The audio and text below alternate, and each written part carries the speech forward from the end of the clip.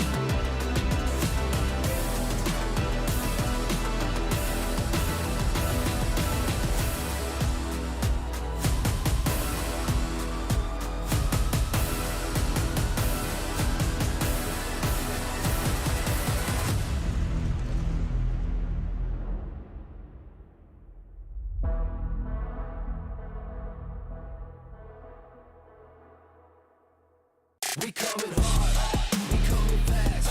Get out the way or get caught up in the blast. We coming hard, we coming fast. Get out the way or get caught up in the blast. We coming hard into battle, thought they were strong, but they rattled like an avalanche. We advance, lights go out like a shadow. Soon as it starts, then it's over. Round of applause for the closing. The opposers know exactly who we are. We coming hard.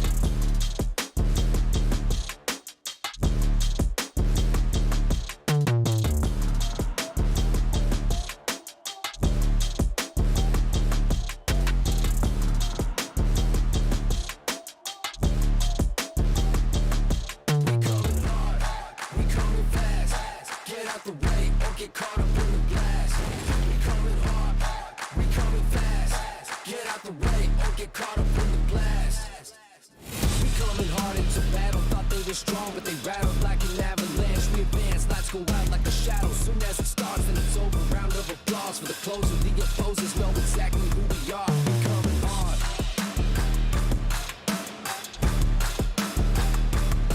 We coming hard.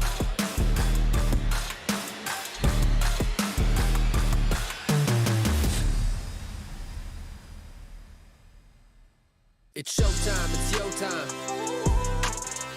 time, it's go time. You got one shot at a gold mine. It's showtime, it's yo time. Yo, it's game time, it's go time. You got one shot at a gold mine. It's showtime.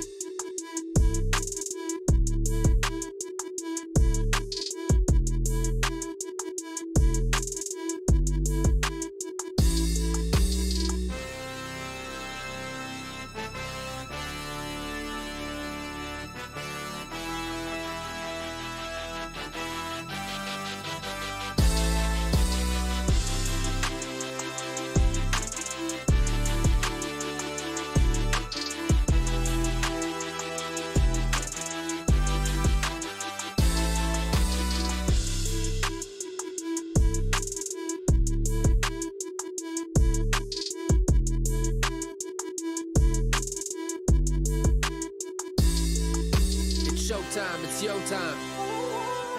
It's game time, it's go time. You got one shot at a gold mine. It's showtime, it's yo time. It's game time, it's go time. You got one shot at a gold mine. It's showtime.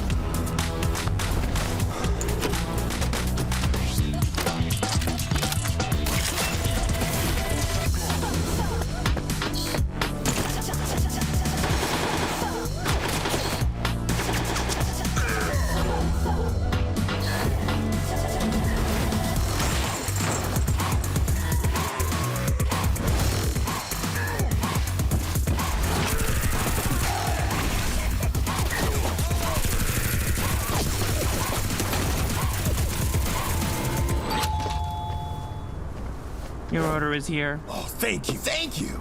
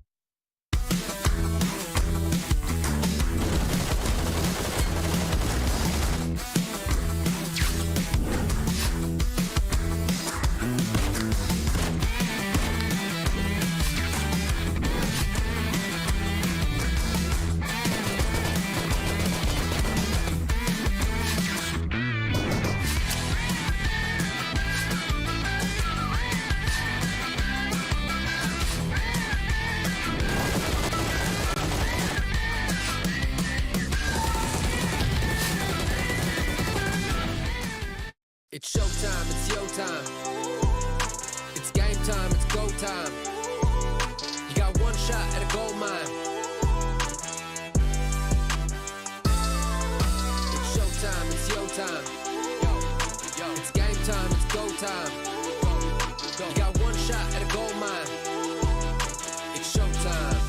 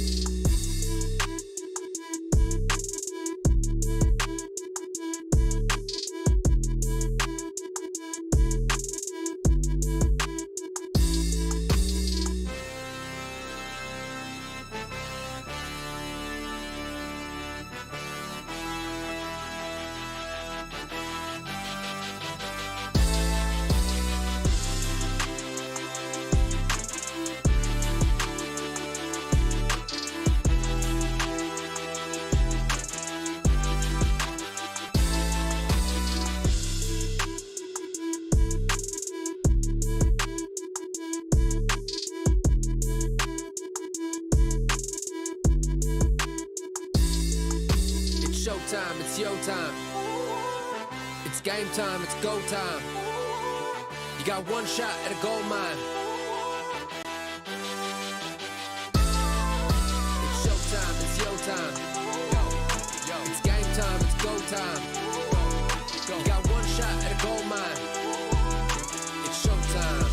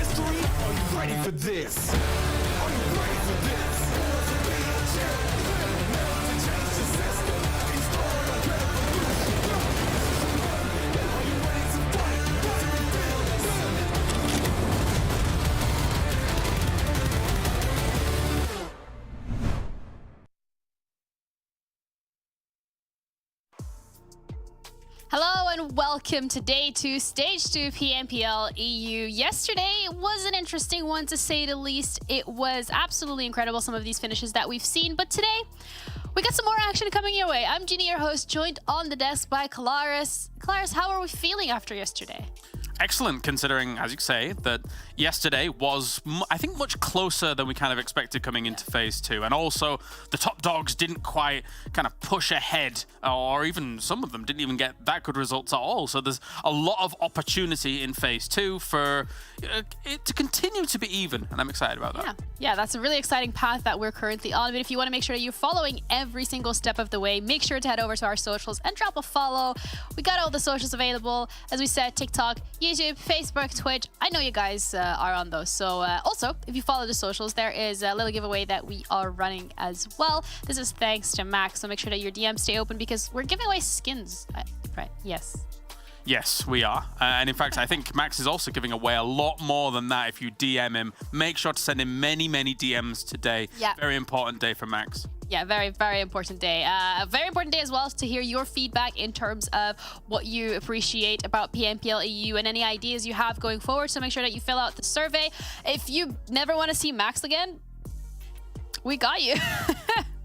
Wait, I'm getting word that we're getting a lot of results on that question that you've just asked. That's a lot. Yeah. Ooh, You keep saying no more Max. That's weird. Oh. Yeah, we got you guys. Don't worry about it. Thank you.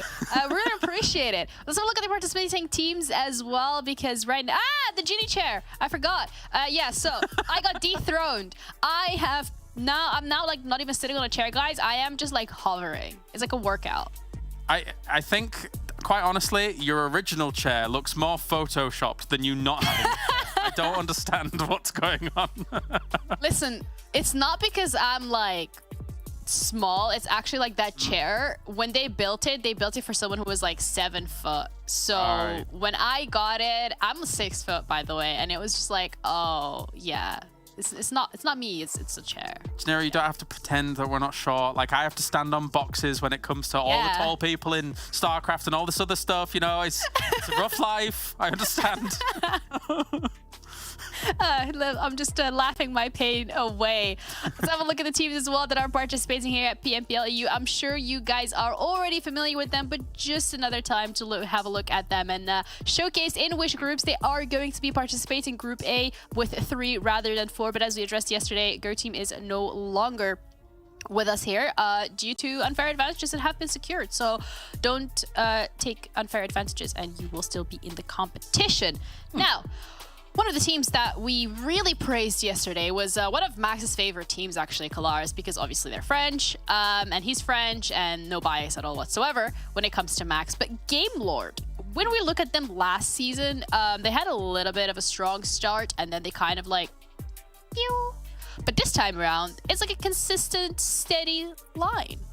Yeah, absolutely. I think when you compare Game Lord from previous season to this season, I think that there is 1 or 2 senses that have been heightened coming into this. I think they're looking more confident about their approach to the game. I think they're looking more confident in the later stages of the game because we had a lull in the previous season where the season before that one, Game Lord looked great. They looked confident, and it was like last season they lost their mojo. Like they really didn't have much going on in terms of team fight ability, holding down locations, or even, I would go as far as to say, even like confidence in their individual ability last season. It just felt like something was off. However, coming into this season, the start of Phase 1 was pretty decent. They finished kind of that middle of the pack place, and then coming into Phase 2 as well, it's a brilliant day number 1 from them, rounding out a game on Erangel, as you just saw briefly, against the likes of Gladiators, when they were moving through fields during that whole time, and working with no cover there, Janiro. So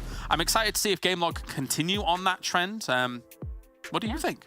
I bet the looks of what we've seen yesterday, not just actually from Game Lords, but from all the teams in general, it feels like a lot of lessons have been learned from that stage. I agree. And they're all being moved into stage 2. And that's kind of something that we were a little bit on and off about. We're not too sure whether or not that's going to be the case. But seeing that that's the case, we are absolutely incredibly happy with that. Looking forward to see what the teams are going to bring forward. But let's have a look at the team intro for Game Lord, because who are they?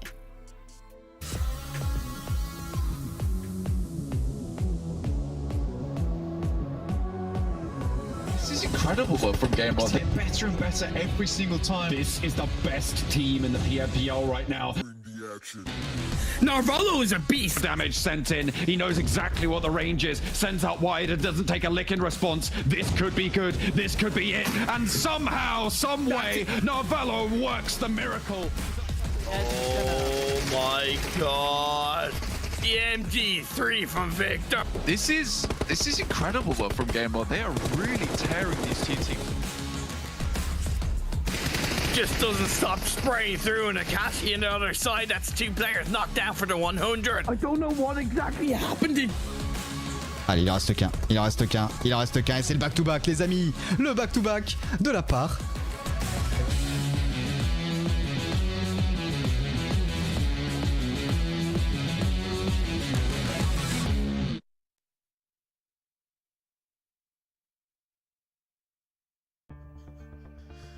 Well, there you go. If you needed a little bit of a background story on Game Lord and who's participating in that roster and where they're from, which is why Max likes them so much, now you have the answer to that question, and now we know a little more.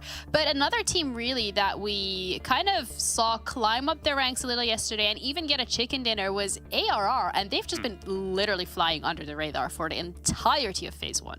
Yeah, I think for Phase 1, I think we saw quite a bit from Tapok and a bit from Lamentrix as well. For Aces and Becca, not as much overall, but I think that we've still seen that kind of consistency come through for especially Lamentrix yesterday, who was able to kind of finish second, I believe it was, on the MVP rankings for the day.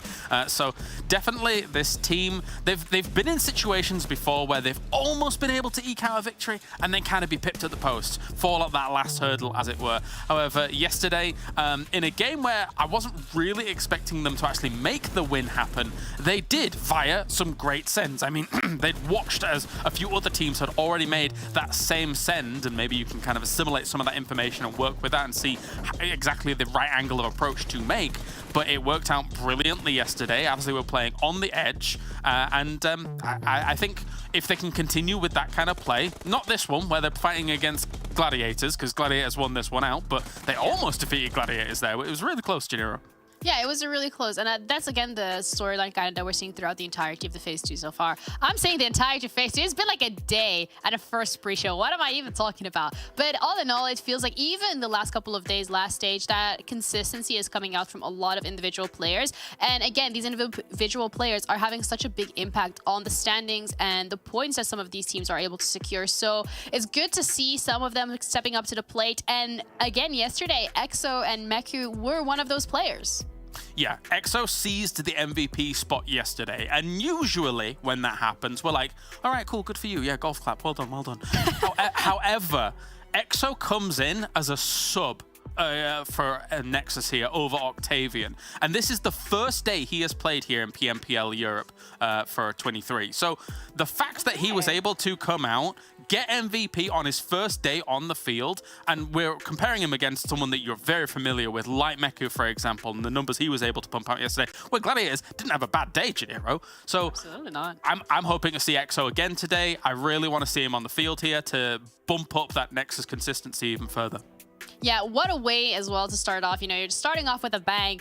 And today's going to be another banger as well, because we have 5 maps coming your way. But the greatest thing about today here, Kalaris, is we're starting with Sanhok, and we don't have it once, we got it twice. You know, Sanhok's not bad when the healing strat's not there. I'm happy with that. I'm not too bothered by it in the slightest. I just hope that some people control their ridge lines a little bit better and don't drive around in circles for about 20 hours during it. Because that hurt my predictions quite significantly. Yeah, do it for the Kalaris prediction, guys. Come on. Oh, I mean, we got beat by blank by 1 point, so you guys First time for everything, I guess. Yeah. I mean, first time as well when starting with Sanhok, no, not really, but the first time in terms of yesterday where we saw a lot of damage coming through from Team Cave on Sanhok. I think we were all like, whoa, that's not the numbers that we are expecting to see on Sanhok. But coming on to today, considering that's going to be the first map as well, is that maybe something we're expecting? Because the teams are seeming to really get used to this map and the drops and just making sure that they stay out of each other's way, but also get elims. there's two ways you can look at it. Either Cave is very good at identifying where they need to be in some of these Sanhok circles, because we've seen them, well, I mean, their first Sanhok win was off the back of getting a victory off of a shack play that was technically a priority location at the time, but for the most part during that game, not really. And then the second part is that they are very good at making decent transitions, I would say, on Sanhok. Not a lot of teams would make a transition all the way across Quarry that we saw yesterday, because usually you're just going to get gunned down and not exactly have the best of times. But they were very close to winning that game out versus Sly. It was down to the wire. Yeah, it's the classic, like we said it yesterday, when you try your best, but you don't succeed. Unfortunate condition to be in, but overall rankings have been impacted as well because of yesterday. As we said, every team started off with a total of 0 points. Game Lords came out on top with a total of 40, thanks to their elims, their placement points, as well as that chicken dinner on the table. Major Pride, Sly, and ARR, the other teams to get that chicken dinner, as well as KASIK team. And it just feels like a complete different story. Like the table has just been turned, like the middle of the table from last week has been put on the top, and the top has been put on the middle. And I love it. Yep. Yeah, and as well, like if you really compare day 1 in phase 2 to day 1 in phase 1, when we were looking at that, it was very clearly your MADBULLS, your NEXUS, SHOCKWAVE to a degree, and MUERTE really running away with it in day number 1. So there was a bit of a divide after day 1. However, this time around, not the case. Everyone is very close in terms of points, and even looking through the 9th to 16th here, Janiro, there's still a wealth of opportunity, even with one chicken dinner alone, to jump right up into that top 3. So it's very close to start things off. Yeah, absolutely. And it's so great to see how close these rankings are, because as you said, it leaves a lot of unpredictability and a lot of expectations open in terms of who is going to be finishing stage 2 on top. I mean, even who's going to be finishing this weekend on that first place. And that's what we like, that you're keeping us on our toes. We don't really like it when it goes to the predictions, but that's okay. Blank seems to be enjoying it, so that's all that matters. But coming into today, you already mentioned that you would like to see more from certain players. Are there any teams, however, that you feel like yesterday was a little lackluster for them? I feel like Dark Project is probably one of the teams that I would like to see do a little bit more. I think that they do have the chops to do it, but they keep getting caught off in some weird scenarios.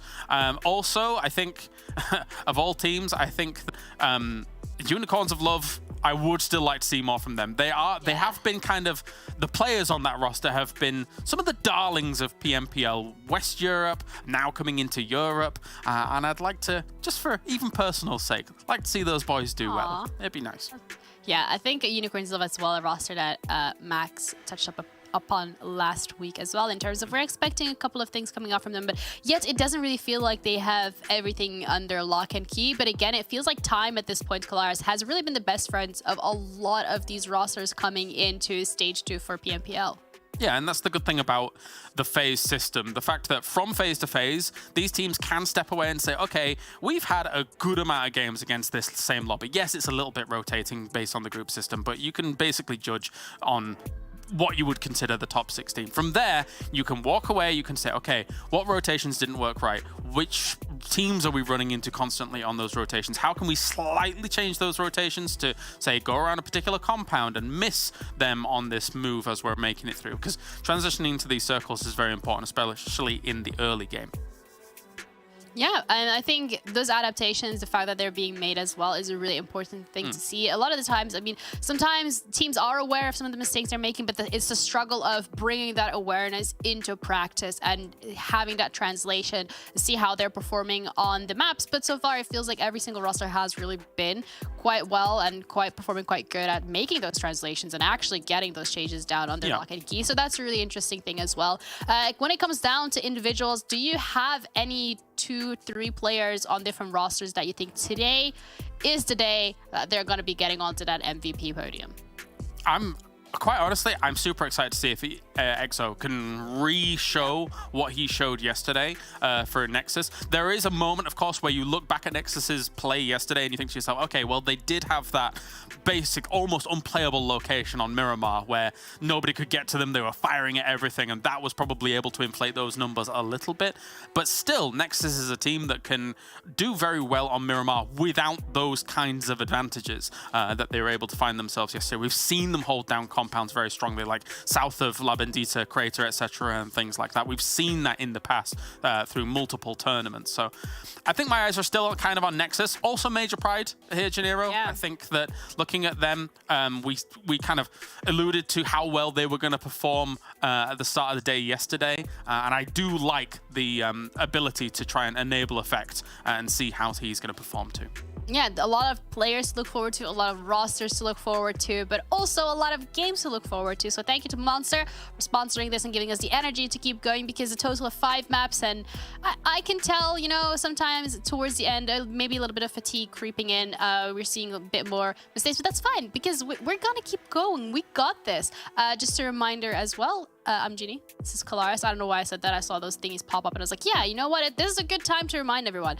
Kalaris is no longer going to be verified on Twitter, so how does it feel? It's fine. Don't care. Whatever. I love it. I'm not paying for it. Yeah, no. I completely understand that. Maybe John and Blank can chip in on their 2 cents today on April Fools and the fact that you're not going to be verified. So guys, take it away. In order to have verification removed, you have to be verified in the first place here, Blank. So I feel like, you know what, I'm not really losing much. No, I mean, I could have been verified, but, you know, as Kale says, I'm not paying for that. I'm not paying for that, man. I'm just there to do my silly tweets and my silly things. But right now, here I am to do not silly things, which is commentate over a good old game of Sanhok here with PMPL EU, which I'm really excited for. Obviously, we do have 4 teams not playing this time around, so you know it's a little bit different from usual, but it's fine. It's fine. Don't worry. We're back to normal. 15 teams.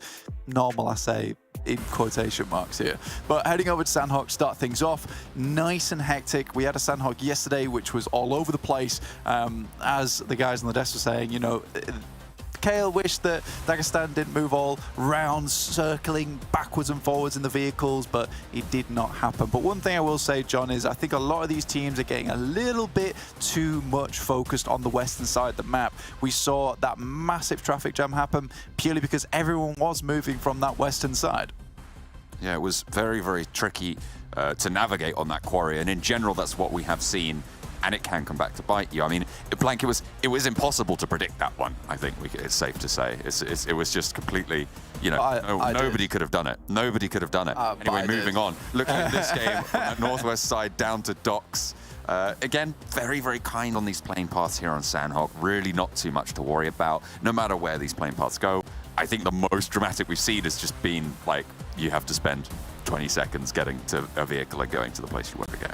Absolutely. Honestly, what I was saying earlier, though, you know, Camp Bravo, Lakawi, Kampong, Docks, all these locations, even Cow, I've seen a lot of good teams actually take Cow, make this rotation down towards Paradise Resort, play from this particular area, which is like a rocky outcrop. You can get good sight lines down towards this position. So perhaps we can even see Nexus here take up that kind of spot. Game Lord already losing a player right off the back with them fighting out versus Excuse Me. It goes both ways, though, but luckily for Excuse Me, their player has not been flushed out as of yet. Now, we praised Game Lord at the start of the day, which is good news. I think they have been playing a lot better. Sanhok, though, is a map that they typically struggle on. I think that they find getting out of this area quite difficult. A lot of times this rotation will hamper them. They've not had many occasions to actually make this rotation, though, so I'm hoping that this might give them a chance going forward. But 3 players, the game is going to be a lot more difficult now, John. Yeah, it's not going to be too simple, but a hard north circle. Yeah, it's uneasy here. VIRTUS.PRO not in the mix. On that south side, not really too much to go off, but Team Doom and ARR, Phantom and Elementrix close to one another. Elementrix doesn't really have as much backup close by as Phantom does here for Team Doom. Definitely knows that he's on the corner now. Elementrix has the DBS and has to get away from the team shots coming through. Okay, a bit overzealous there from Phantom. Goes down and gets knocked. Goldie, maybe for the next of the 1v1s, potentially, if Team Doom want to take care of business here against Elementrix. Wants to move on forwards. Actually, Team Doom taking on Avalanche as well. Not really waiting around here to see what's going on. There's a third party coming over the hill as well. Blank, I said there wasn't much going on here, but it looks like I'm going to have to eat my words as Unicorns love roll up into this fight. It's a 3-way engagement here with Avalanche on the sidelines as well. Goodness me. It's all popping off. 2 players down already on Team Doom. Yeah, Unicorns Love broke free of Paradise Resort almost immediately after they heard this fighting. They're pretty looted as well. You can see Beast here. Got the QBZ. He's looking fairly nice in terms of ammo, in terms of the equipment he's working with. So Team Doom just stayed here a little bit too long, unfortunately. Unicorns Love now set up in a nice spot here. Elementrix playing as the insurgent within these compounds, the secret agent. See what he can get done with that DBS, though he is being converged upon right now, and it will have to be one hell of a play. Zero goes down first, and Beck is there for the side swipe onto Elementrix, holding off those angles. Mihi's there, DBS not quite going to have the range. Elementrix only has 1 player close to deal with right now, and Unicorn's yet to have crossed. Always the wild card of Team Doom in the corner. You have to remember, in these engagements, it is very, very dicey, so you don't want to be caught out. And Becca's doing work for ARR. 2 knocks already found on the 4th position, and in goes Elementrix, getting across and towards the Unicorns of Love, and Mihi goes low to a nade.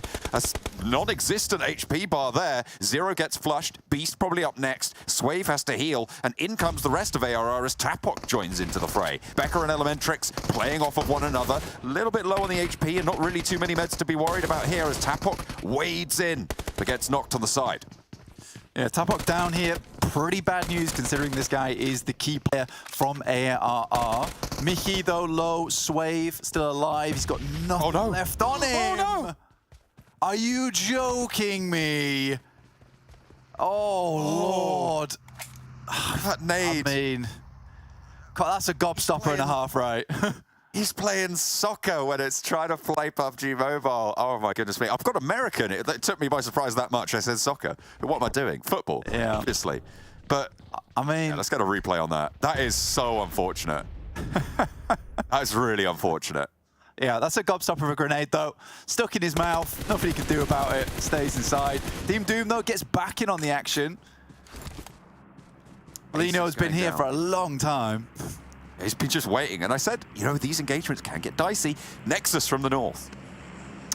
Yeah, Nexus also getting involved, and realistically, I don't mind this at all. They still have Exo Machina up towards Hatin in the water, making sure that he maintains presence, understands the crossing that's happening from Hatin. That's Dark Project over there. Giving up their spot over towards Camp Bravo, understanding that Hatin being open, they're going to head over there in the first place. So a nice move, one that I like the look of, honestly. Nexus poke their heads down here. And this is realistically what you should be doing if you are Nexus and you have the high ground. You see what you can get done. You don't find any more knocks. You don't find any initial openings. You leave. You go back up towards a position on that north side. They know that Cow's going to be pretty optimal towards the rest of the game. For AAR, though, that was such a simple fight versus Unicorns of Love. They dropped down almost instantly to try and overwhelm Elementrix. He had a great building to work with. There's that wall over there, and Becca came in absolute clutch. This is interesting from the MADBULLS. They normally rotate a little bit further south on the bridge south of Pine Narn to a compound, but because of the northward shift on this circle, they've crossed north of Pine Narn, and I feel like that's taken Cave a little bit by surprise. They've taken 2 knocks, one of whom has been flushed, but they have managed to answer to 2 over towards MADBULLS. What can the players up the top do? Dimension wants to put an aid in, but the smokes start to bloom. Yeah, with Moreau's going down as well now, it's only a matter of time for Dimension. He has to hit something here and break free. But what a nade from Zerich right over the top. Trickles down in front of him. Night-night. Northern side, Nexus regroup up. But unfortunately, they've got Dark Project to deal with, and it's not going to be easy. However, Ivaneska and Wait have already been knocked, so traded off for 1 knock, sure. Resist possible in this scenario for both teams. Keme currently being looked after by Doran, but yet to get rezzed. Still a little bit more time on the clock for that one. Ivaneska back to his feet. Does Nexus still have a knock? A roll down the hill from Doran, wants to try and trample some of them, but Kapahala's left open. They turn their attention uphill as well because they know that Kapahala's not going to be stopping or hanging around. And look at the DBS shine. A sideswipe as well coming through as Kapahala hops out, and the M4 is there to punish. Yeah, I mean, the DBS did the work that it needed to do, which was kind of a distraction. He's flown over the top of both of them there. That is slightly unfortunate.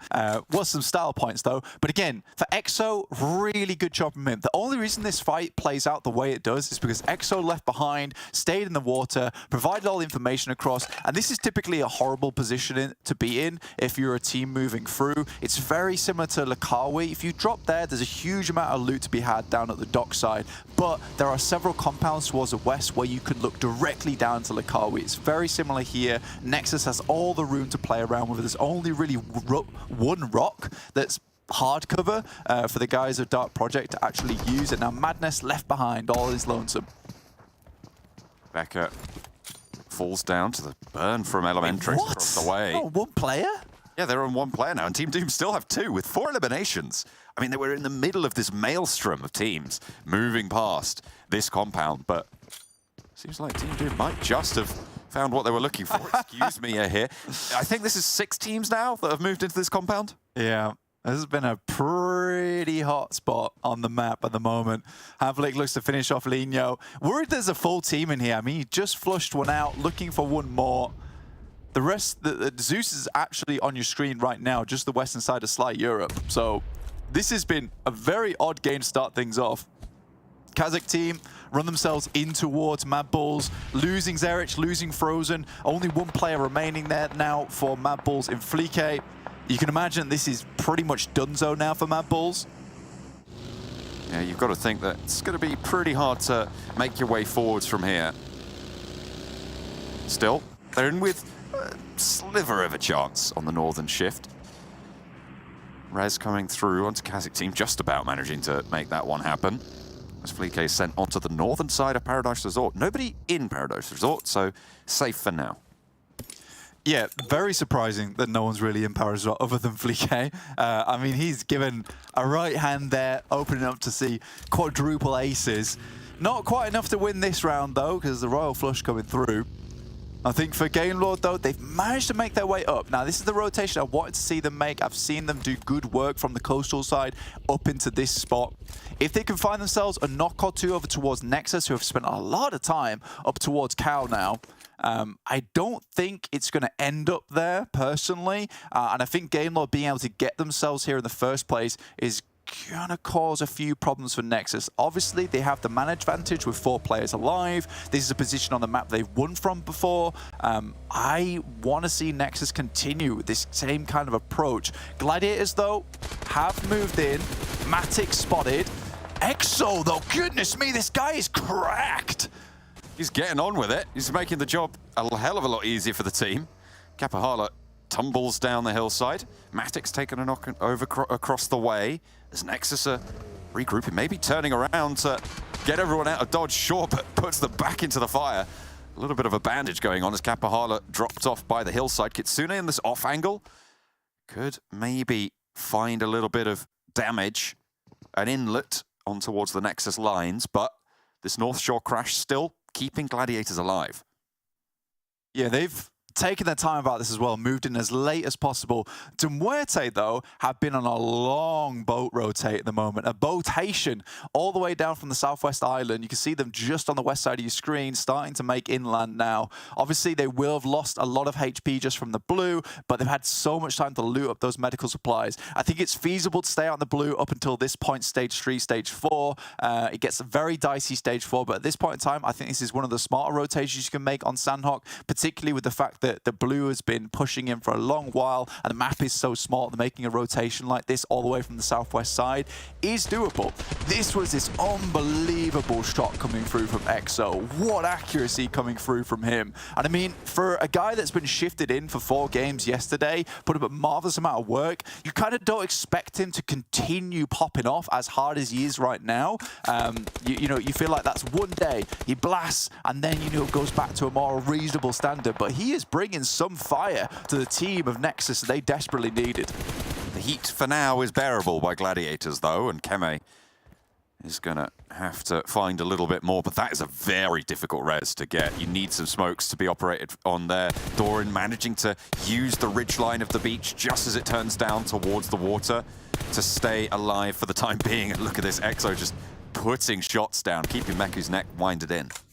Yeah, it was a really good reshift, though, from Gladiators, honestly. The fact they were able to switch sides over towards where the circle has gone sets them ahead of NEXUS. NEXUS still have 4 players, and I believe that this team has lost Kitsune, which is unfortunate. You can spend more time now IGLing for the team, a little bit more focus on that, whereas the rest of the team is kind of more focused on that fragging element, right, and that tactical movement. So this still works out. I think losing Kitsune, though, you do lose that valuable off angle. He's very good when it comes to that informational game. So I think that one of the players will have to relegate themselves to that position of an off angle. But again, moving over towards Mongnai, Dagestan here, right towards a very nice compound. But there is a lot of teams still in this one with a lot of players. We culled so many players, so many teams, so much early on towards Paris Resort that this is much more free space. The MUERTE, though, get absolutely cut down on their approach and towards the circle. That rotation all for naught at this point in time. He said it was smart, but you do need to convert on those positions. Nexus suffering to Narvalo with the DBS as they try and move down south. It's not going well for Nexus either now. MUERTE, sure, they've been slowed, but so have they. They can't really leave and get that back up over towards Kapahala, who has all of the eliminations for them right now. Happy J, Exo's got to be careful here. Not even spotted him. Oh dear. You got to check your angles. I was just praising the lad as well. Yeah, that's unfortunate. You just didn't check your angle, and that's it. Happy J for MUERTE. Rings vengeance through the hills of Sanhok. It's not where you want to see it. Spotted out, maybe Keme has the answer. Indeed he does. Milky Way flushed out as Happy J fall. Last for MUERTE.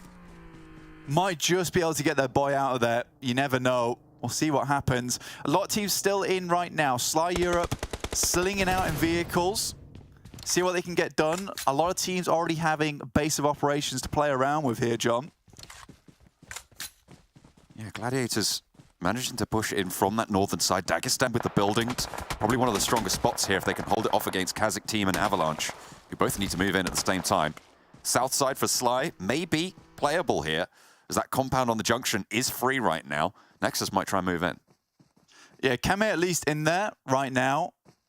Gets 2 lads towards the center. The rest of Sly Europe starting to moving up. They've got that scouting done. They head towards the ridgeline that looks down towards his position. I do find it interesting that Nexus spent so much time trying to clear out Tap Mock and Cow. I think they could have made a similar rotation towards Gladiators. I think after they got that first initial knock on towards Kitsune, they should have pursued this. Cautiously, obviously, but I think they should have pursued that position as opposed to fighting all the teams coming in from that western side, which is one of the safer spots to come in. Excuse me, gonna roll in. See the compound Nexus currently share with them. Game Lord on their western side. Gladiators mounted up atop the hill. Just have a lot of oversight there. Avalanche on the eastern edge, struggling to get past Dagestan. It's the trio from Gladiators. I'm not too sure why they lost a player.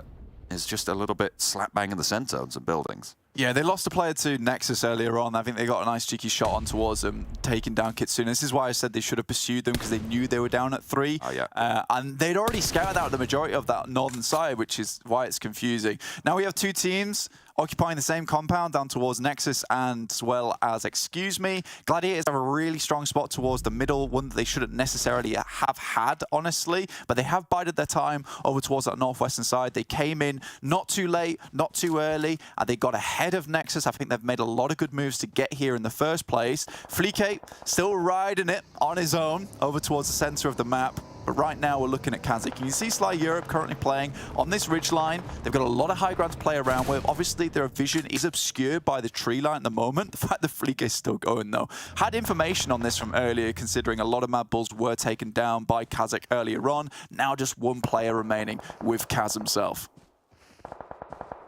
Yeah, it's not going to be easy on that south side with Sly Europe to your west and Dagestan to your northeast. The small sanctuary in front of you is occupied as well. PNL, last player out in the blue, found by Dagestan. The shift goes out east and Dagestan get a whole chunk of it. Yeah, Dagestan in a nice spot now. It was, I think they didn't want to leave this compound. It's very strong. Has visibility down towards Gladiators. Sly Europe still can move around across the road, but it's going to be a rotation that will be difficult to make. In the meantime, Gladiators are trying to hold on towards that position on the western side. They're going to have a lot of teams to deal with, though, in the future, John. They definitely are. I have indeed predicted the feel like in that previous circle especially, they were really, really central. They've got some decent sites to cover anyone trying to approach their position. And it's really only Game Lord, the teams in that southwest compound that are going to have a chance to maybe push in there. Sly, I think, it might be too far for them to go. So I feel like a top 3, if not able to clutch it out for Gladiators. Yeah, but you're leaving out the information that you waited 30 seconds to whack that prediction in. You little cheater. Anyway, Fleek. Nothing changed. Fleek down towards MADBULLS. Still in a nice spot. No one's really taken up this position as of yet. Reflect does find at least one elimination. Starts to look down towards Fleek's spot. This compound, most teams will assume that it has a full squad in it. The fact that no one's really probed it so far, and I think that maybe Sly is a bit worried because they have sensed that KASIK has been weakened from that position, which would suggest a full squad. But they have to go for this crash at some point. Zeus could be a problem in the back lines. He's being pushed in by the blue now, and I think Sly is just trying to clear out the entirety of the southern side before they make their next decisions. Zeus crawling on forwards, surviving for Team Doom, but really unlikely with the blue zone tagging you at your back as well. You're going to have to stand up, you're going to have to move forwards. 3 players are right there. Rolling on down. Game Lord from the northern side, and doesn't look like Gladiators are super aware of this position right now. See, they were still scouting out, but yeah, Game Lord are going to struggle. Sly right on the edge here to Zeus. Are going to take a bombardment of nades, but you can imagine as soon as he puts it out, they're going to know exactly where he is, put one back, and that's going to be the end of Team Doom. Might even just be the blue zone. Indeed it is. Fnatic goes down to a nade on the north side by Game Lord, but they are shut out. Meku can get the res. Yeah, Dagestan doing a really good job there. And now Fleek's position is massively influential. The fact that there's still only one player here, Sly Europe should really make the decision to go for the crash. They do lose a player on a knock. Dagestan controlling a lot of area at the moment, which is very, very well done. All the way on this western edge, has lost a player, starts to barrel their way forwards, have sightlines over towards Sly Europe. It's still this road in front of them.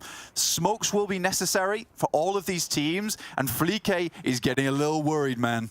Sly is still in this, and it's a very difficult march forwards for Gladiators have a similar position to go for, but they do need to be worried about Zadira, and if that last engagement's anything to go by, they might be caught unawares by this angle.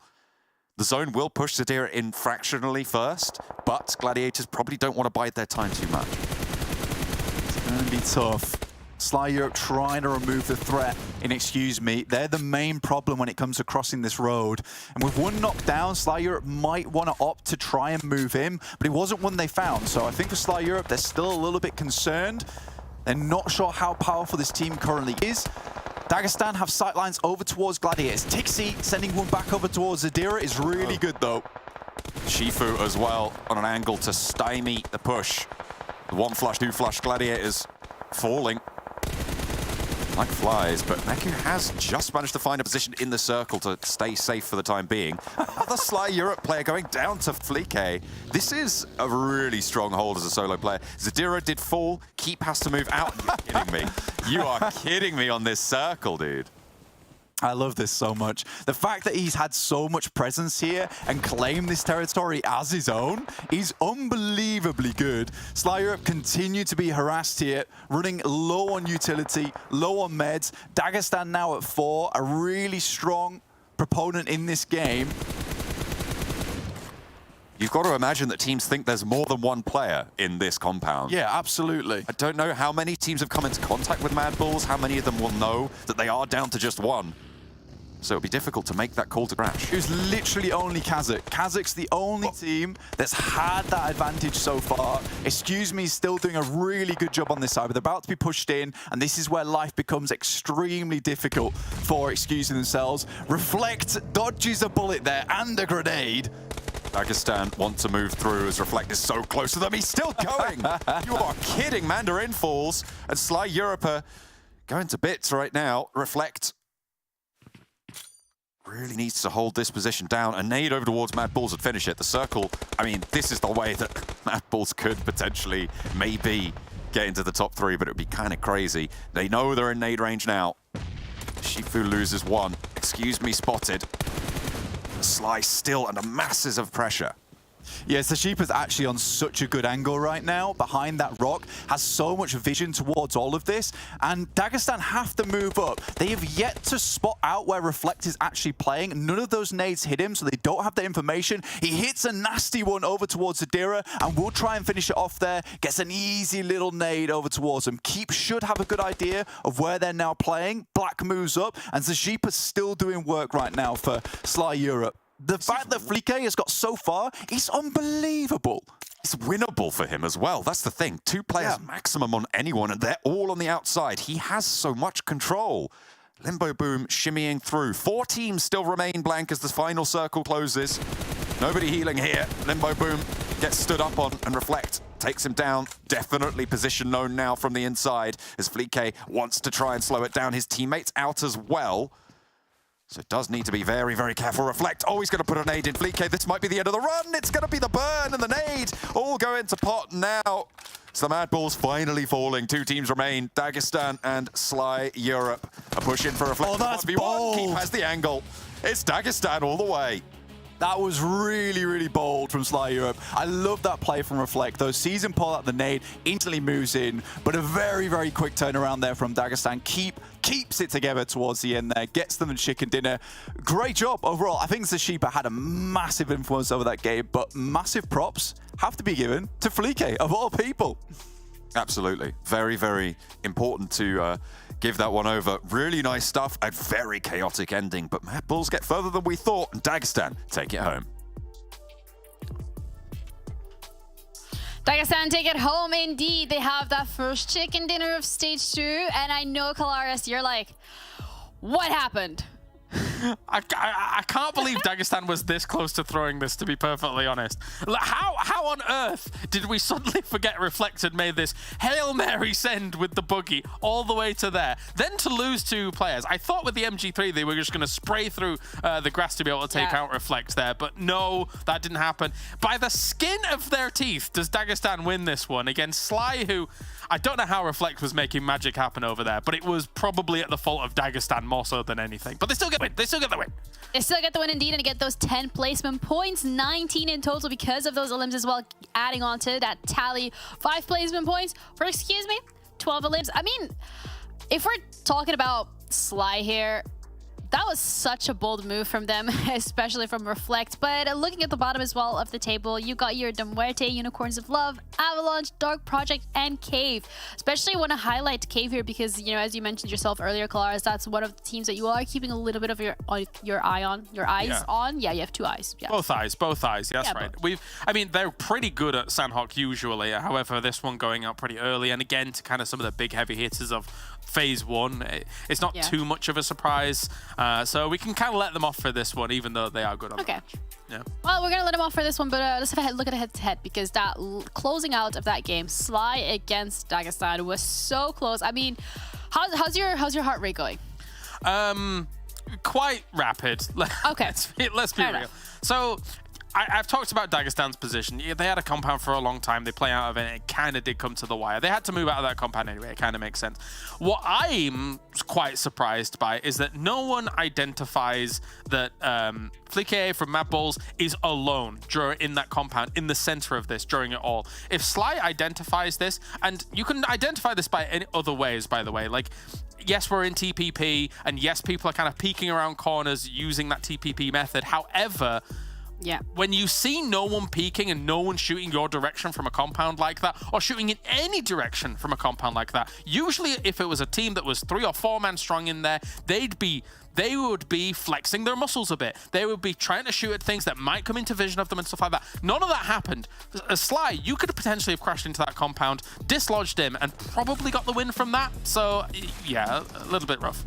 A little bit of also pressure, you know, decision making under pressure sometimes. A lot of things to be keeping into consideration, and all in all, I mean, Sly still doing very well, both yesterday and today. This first game now, it feels like they are finding their footing, they're getting that consistency, they're bringing it into these games, and they're giving us maybe a little bit of jump scares here and there, but they're doing all right. And there were jump scares at the start of these highlights as well, Juniro.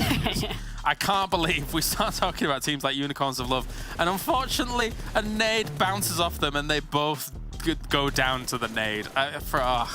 What a disaster for Unicorns. I love to start things off in this match. So hopefully it kind of smooths out from there, but yeah, we'll see. Well, we're going to have to wait and see. A lot of nade play, as usual. And all in all, I think, looking at this game specifically, it's a great way to start off Sanhok. It's a great way to start off the day. It's an absolute bloodbath, which something that we are expecting to see. Are you happy? Are you satisfied with your prediction, though? Because if I remember correctly, it was Blank that didn't get the point this time? Yeah, what? My prediction of Sly that didn't win the game. I mean, yeah, okay, they got top 3, but I'm always kind of aiming for the win. And look, I mean, as we watch these final moments as well, he drove up to the rock and then shimmied to the left to try and find himself some room. And again, Dagestan really lost so much, so many of their members to that kind of play. Very surprised by it. Again, you know, you get the win. That's totally fine here, but it could have been a lot cleaner. Yeah, let's have a look at the match report overall in terms of the damage done. Numbers moving up slightly. Excuse me, for the longest time, we're on the top of that leaderboard with their limbs. I mean, they still are. But it wasn't enough for them to get that chicken dinner. Yeah, the transitions for Excuse Me in this game were decent, though, I want to say. They went to a strong compound towards some of them, towards these circles, as it does happen. And because there was so much of a kind of build-up of teams over in the west side, they actually had a good opportunity to be able to shoot at a lot of things. And we're not seeing Excuse Me getting huge amounts of points off of the back of going for limbs and stuff like that. So this is a step in the right direction for a team that was kind of middling. Yeah, absolutely. Baby steps. That's what we're seeing from a lot of the teams, and that's exactly what we need them to do. Overall, once again, have been impacted because Sly Europe are on top. Not bad at all. Not bad. 46 points to their name here. I think, you know, when we look at how Sanhok is going, we'll have to especially keep our eyes on them in the next Sanhok if they're playing it. Yes, they should be, because they're Group A. No, that's yes, they're still Group A. So we will see them in another Sanhok today, and we'll see how they will fare on that, if they can continue that pace on the jungle. And I hope they do, because it's always kind of cool to see teams really carve out their niche almost. And when it's something like Sanhok, which again has kind of flipped a little bit in terms of the niche and the fact that you can't actually heal on that, it's cool to see them try and control the situations. When it comes to Erangel as well, are there any niches in terms of strategies, teams, or even players that we should be keeping our eyes on? I do think MADBULLS is kind of still the kings of Europe. I was going to say Europe. The kings of Erangel. I think they have a really good understanding of how to transition from location to location and chase circles. Whereas a lot of teams that we watch on Erangel, sometimes, you know, they say, oh, okay, we've got a good compound and we're going to be able to stick to this and win this out. But MADBULLS is the one that I always see transitioning very well from fight to fight and then winning out games on Erangel. Yeah, and they're just, you know, that's why they're called MADBULLS, because they're just like a bull going straight ahead at their target, which usually is going to be that chicken dinner. I want to kind of touch upon the MUERTE as well coming into this next one, because when we're looking at the MUERTE specifically over the last couple of playdays, it felt like after that incredible success on playday 6 for phase 1, as well as that Vikendi success where they got another 12 points, it feels like it's been a little bit more of a slower start. Coming into this, do you think potentially they're just, you know, need to get the engine rolling before they're actually able to just go head on at the competition? Or is it more of a, okay, we're had a couple of days off, it's maybe not the stage for us? They'll rise back through. I do have confidence in their ability to rise back through. I mean, if we think about some of the days in phase 1, and especially that first day, honestly, they were kind of middling and invisible until all of a sudden that spark hit where they did get that victory against 2 4-man teams on the last game of Miramar of the day. So I think we're just looking for another spark for MUERTE after a little bit of a reset, considering that we had a little bit of a break before we got into phase 2. And I think they'll be able to pick it up again, because individually they're very skilled, very talented. Yeah, absolutely. And other people who are very skilled and talented are those who are making these skins, because the new skins are gorgeous. We said it yesterday. They looked incredible. So take a peek.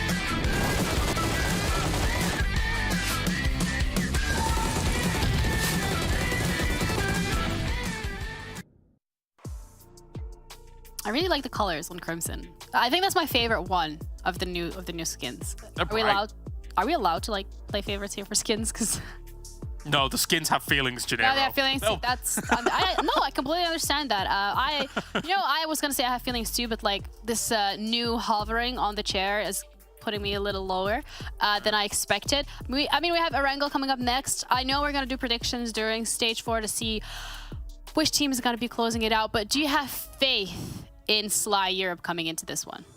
Not Erangel just yet, unfortunately. I think they still need to prove something to me on the grassy pastures for this map for sure, yeah.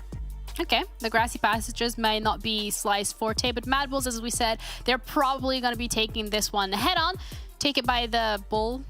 Take it by the horns. There you go. That's the one. Well, that's the one. I'm trying to learn English, guys, okay? It's a little bit of a difficult language, but we have John and Blank, who are very good at English, to be covering the match on Erangel. Well, you hope we're good enough at English here. But yeah, I've managed to find myself a lot more comfort moving forward into the start of this game, as hopefully teams like, who we're talking about, the MADBULLS, they have always been really quite strong on a map like this. I have. My chair is so small. Make my chair bigger immediately. It's tiny. I request it. Yeah, we're heading over towards Erangel. I love how it's color coordinated with me as well. You know, that is good. The black and white chair, I like that a lot. But yeah, heading over towards Erangel right now, seeing if Sly Europe can continue their tyranny over on phase 2, but I don't think it will come to pass at the moment. 46 points, 5 matches. I think that, you know, they're pretty damn good on Sanhok, but some of their other maps definitely suffer. I think that Kalaris was mentioning this. I believe so. I think so. I'm going to trust my instinct, trust my gut on that one. But yeah, so we're not getting Gladiators into this game. Excuse me not playing, Cave not playing, Unicorns Love not playing. Gladiators, although not extremely potent throughout this one in terms of like, they're really killing it, phase 2. They're still at 38 points. They're not far behind whatsoever. They keep putting up consistent points every single game. So I do think the Gladiators continue to stay on top. Major Pride, MADBULLS, tied. It's kind of crazy. All these teams with very similar players that we've seen a lot of times before really performing on the same level, with AAR currently at 39 points as well. Another surprising turn in for me too. South side plane path. Nexus and MUERTE out early. Everyone's spreading out. We've seen conflict on these vehicles on a south plane path before. Does have a northern lilt to it on the eastern edge of that plane path, so maybe assuaging that somewhat. Yeah, I think that the most interesting for me right now is definitely the fact that we're getting a little bit of a return to basics with MUERTE over towards Lipovka at the moment. Nexus down towards MUERTE Power. I like this. I think that, you know, maybe they can leverage some position from here. They still have Exo Machina in the squad, so I think they're running with this as like their usual in phase 2. I hope they continue with this as well. Exo obviously makes a few silly mistakes here and there. I think that that can certainly be excused, considering you have only been playing 4 games. That was your 5th game of the last one, but that is a nasty little circle up towards the northern side. And I think that a few teams, you know, one place in particular, North George, really free right now. Gladiators aren't in at the moment, so a swift rotation up on that western side could be useful. So someone like Dark Project or KONINA Power. This is all very interesting though. I'm liking this a lot. Yeah, if you get up on that western side, you've got a lot of path as well to try and exact your influence over the hills on the south of shooting range as well. It's really, yeah, as you say, a really valuable spot. MADBULLS, they've had a little bit of a scrap here and there in Rozhok before. Dagestan kind of close to them. Major Pride kind of close to them, but at the moment it looks like Terminus is more preoccupied with Shockwave over by Ruins. Yeah, I mean, at the moment, Shockwave encroaching a little bit on Major Pride's territory. Monkey hasn't engaged. I think that's a good thing. You know, learning from past mistakes. I think for Major Pride, they've definitely reined things in a bit here, John. Considering yesterday they were very far into the territory of Rozhok, where MADBULLS actually found one of their players. I think this is a great opportunity for Major Pride to actually continue pushing forward, because they have been doing very, very well recently, and I want to see that continue. Dagestan getting a little bit of revenge over towards Sly Europe. Not that it's too much revenge considering they won out that last game on Sanhok, but they certainly gave them a bad time, made it a lot more difficult than it needed to be. Zadira trying to flee on the motorbike. Going to be able to get away from danger, but where are you going to go is the question. On their minds, I'm sure. Sly. Losing a player is not good, but that's that scrap over the vehicles. Northern push already. Yeah, Shockwave are really far and away. Trayson just dodging the bullets, like ultra instinct going on there. I love it. He's in 2 places at once right now. Shadow Clone Jutsu. Yeah, he's even like using his back as a protection for the driver. There's no way that any wheels on that are going down. Slayer obviously losing a player early there. Mandarin down. I don't think he's the most influential player on the team, so I think this should be okay. Shockwave, though, taking up residence up in Severny. Now, for Shockwave, yes, they're getting a strong spot in Severny at the beginning of the game, but if you've been watching with us throughout the rest of the tournament, which I hope you have, if you haven't, it's okay, but if you have, kudos to you. We appreciate you being here. But you know that Shockwave usually gets absolutely punted out of Severny so many times. They really do struggle to hold on to this position, and more often not just give it up as soon as someone comes knocking. They're very generous like that. Yeah, it's really nice of them. To be fair, what I do like right now is Terminus' position out on that western side. Without Gladiators being in this circle, that's their usual rotational spot. You said North George was a vacuum. Well, also their progressive rotation paths are generally going to be a little bit more free, and I feel like Terminus has read into that. So having that outpost on the west for Shockwave could be really, really important. Similarly for Trayson out on the east, although, to be fair, that's a little bit more usual in terms of being able to hold that area. I do kind of like that, so we'll see if Terminus opts to stay out there as an outpost or regroups and kind of just folds themselves back in. Yeah, I think this is a very typical rotation, though I do think Shockwave's doing it wrong right now, honestly. I'm going to put that out there. I feel like people are going to call me out on this one because I'm obviously not a pro player or anything, but I've seen a lot of games, and I think you would usually send Terminus into that position a little bit further into the game, because that's when you're going to start seeing players moving over the top side of Zaki and past shooting range. You can get a lot of control. There we go, back on 4 wheels. You can get a lot of control over Severny just by heading over the top side of shooting range and controlling these roadsides, looking down into Severny itself. And there's a nice ridgeline that Gladiators like to play a lot of times. Terminus should realistically be out there a lot longer. A later part of the game. You know, it's scouting, right? You get a lot of information from that position. You don't get a lot of information being one of the only teams to send up here this early on. And now regrouping, I think Shockwave has little to no information around this area for the ensuing circles, which I think is gonna come back and bite them, especially when Dark Project can quite easily take that shooting range position now. Yeah, Dark Project took that North George spot. No one really there to compete for it. Nexus still all the way down south with an F. Gonna maybe even, they could potentially even go for a wide rotation, but I think it's a little bit late to kind of set off on that journey to try and crash on the northern shore, and you've got a lot of ground on the eastern edge to get through, but so it's kind of an unnecessary Hail Mary kind of rotation, so I don't imagine we'll see it from them. In the central areas of the map, MADBULLS have moved north of the river as well, but not quite making it all the way up to Severny, as Shockwave have moved south as well.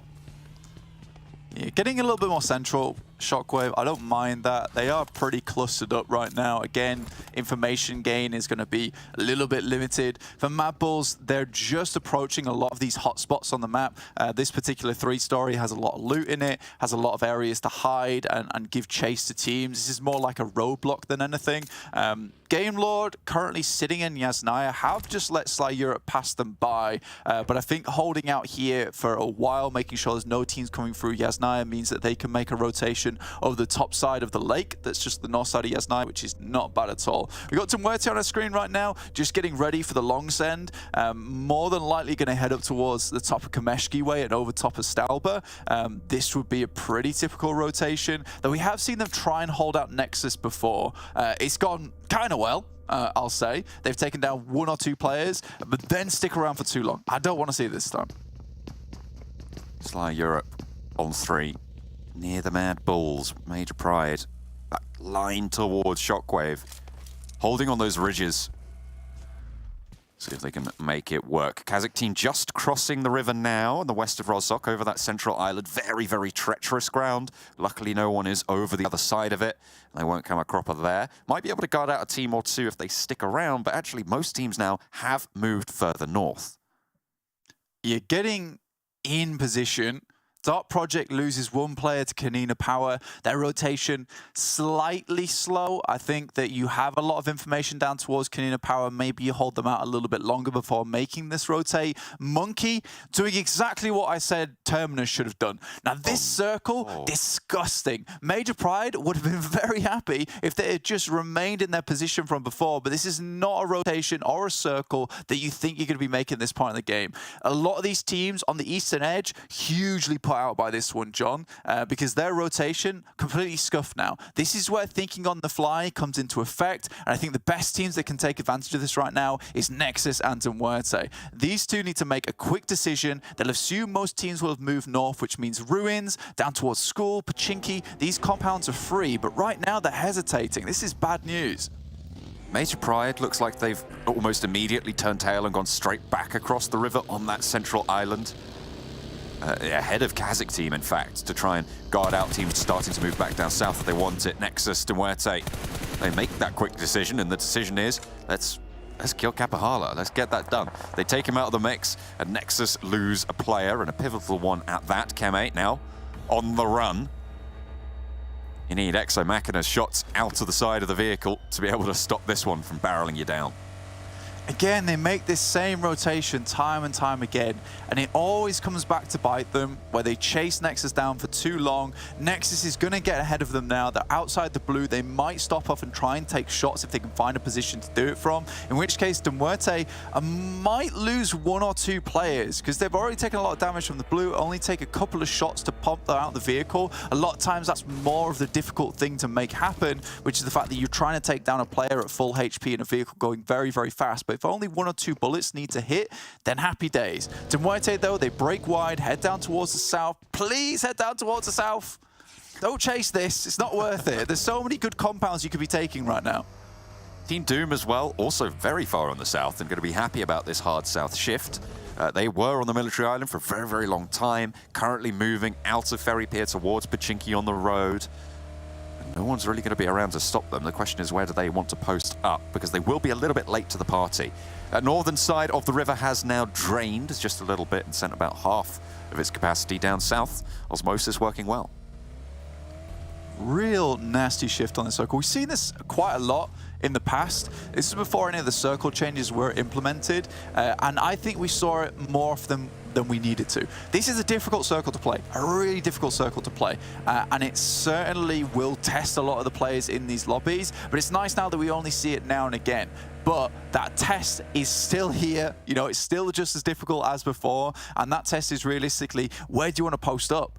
We have a little bit of extra mass towards that south side, but a lot of it is that water, that river and that island, which is unplayable for a lot of the game. It's kind of a last resort type of decision.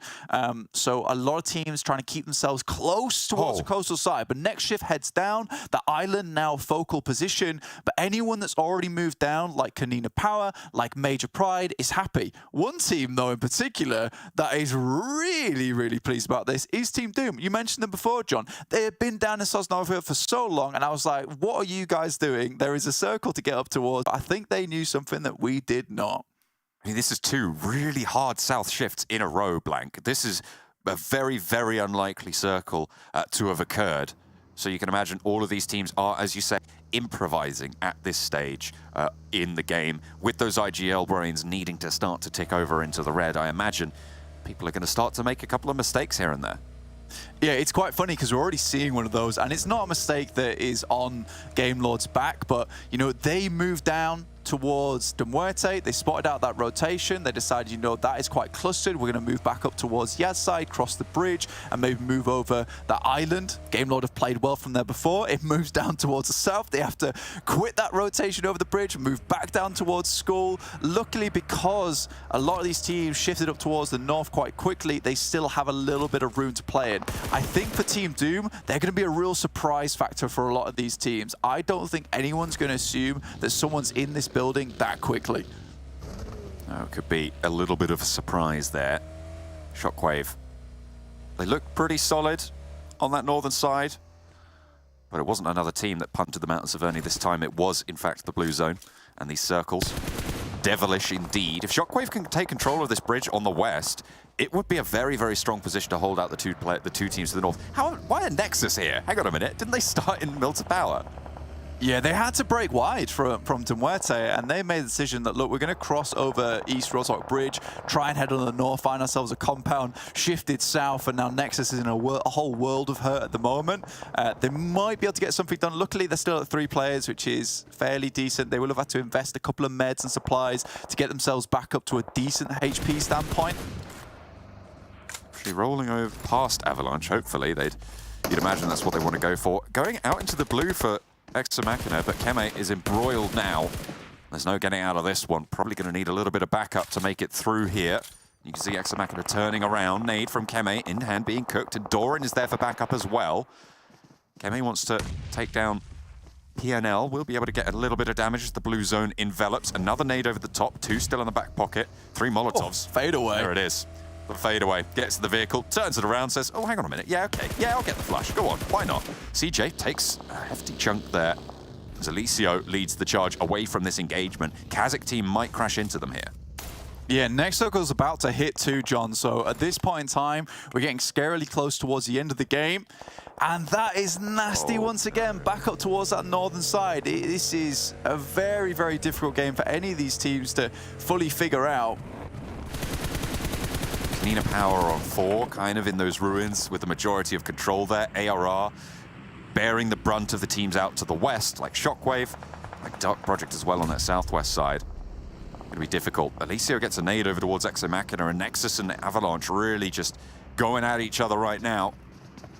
Not really too much choice about it either. CJ on the outside, spots Keme. What a jump shoot through there with the DBS. One and done. Doran maybe gonna have to nade on his teammates there. Actually gets value for it. Alicio, last standing now for Avalanche in a 1 versus 1. Put another nade through the door. Alicio opens it wide, puts one through the wind. That looks pretty good. It's not gonna be enough though.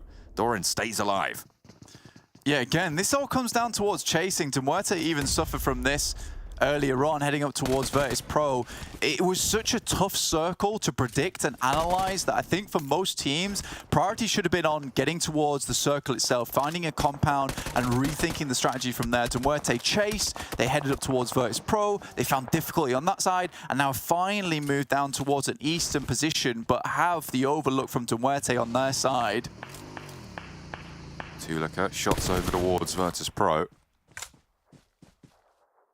And the MADBULLS holding around the mouth of the bridge near Sunken, off of the island.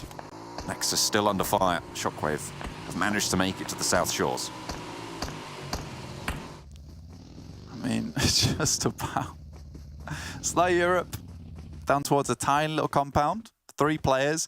A lot of these teams really suffering from the bounce here. It's been ping pong between the northern and the southern side. Finally, the south side gets one hell of a serve, hits the ace, and now we're firmly down towards this coast with that nasty little island still in view. KASIK know they've got problems ahead of them. They're on the northern side at the moment. Major Pride made some pretty astute rotations, though. I'll give them that they definitely did their scouting as they moved up and figured out a rotation that would get them back towards Sunken, one of their original drop spot, fairly safely. It's not necessarily towards the center, but like I said, having 4 members at this point in time is quite valuable. You can assume that if you're a team in this lobby, you have 4 players, you are one of the few, as opposed to one of the many. It looks like, I think there's 5 or 6 teams that have 4, but a lot of them are outside of this next zone, and you imagine that number's going to thin very, very quickly. Dagestan on the southeast side, Team Doom on the south, needing to move on up. Shockwave out on the west, KASIK team on the north shore. These are all 4-player teams that are kind of cut out a little bit. MADBULLS have been trying to push through and doing so fairly successfully. 3 eliminations. Major Pride, KONINA Power, these are the 4-player teams that are on the inside. Some interesting nades coming out from Effect here, dropping them into the water, trying to get rid of the Scouter, and Effect gets him off the side, quickly goes for the knock. These nades, although a bit random, certainly caused some panic on Frozen. Quick 1-2 punch there, really, really well done. Next circle's about to push in too, so for Fleeky and MADBULLS, that knock comes at the most disastrous time. Really good timing coming through from Effect there. Major Pride. Slowing MADBULLS is going to be huge, but Effect goes down to a nade. They can capitalize on this. It's a little bit isolated. Put a nade in the same place. Dano has to move in to try and keep themselves at 4, a pivotal position on the northeast corner of Sunken City to try and hold out the MADBULLS. No one really going to push in here with the circle as it is. It's gonna be scary, man. I'll tell you that now. Zerich tries to move up, gets absolutely barreled upon by a lot of different guns there. Felique drops down, but the smoke is good, keeps it protected for now, but they do have a backstop, which is the most important thing. And Effect still going strong here. Did get knocked, but back up in action extremely quickly. No matter who you are, you step up to Effect. It's going to be it's not going to be the easiest time. The res is very possible here for Major Pride. The circle closing down onto KONINA Power's position means that both of them are going to have to leave. It's just frozen in the back there. Dagestan crash on up towards Sly Europe now, around these ruined walls. Try and find some sanctuary, but it's not going to be easy. Shots ring out towards Dagestan. 3 players for Sly Europe. Meanwhile, over on the northwestern side, SHOCKWAVE, who have been moving through fairly effectively so far on their cross, have managed to stay alive as 4. But you've got KASIK team, you've got NEXUS remnants as well on that northern side. Back over to the southeast, blank. Dagestan is still going. Yeah, not bad as well, but this is such a terrifying battlefield to be playing in. So many different sight lines you have to be aware of. MUERTE in front of them too with 3 players. They've done a great job to reevaluate a lot of things that happened early on that game and get themselves back up into a position where they can play this out for maybe a top 3.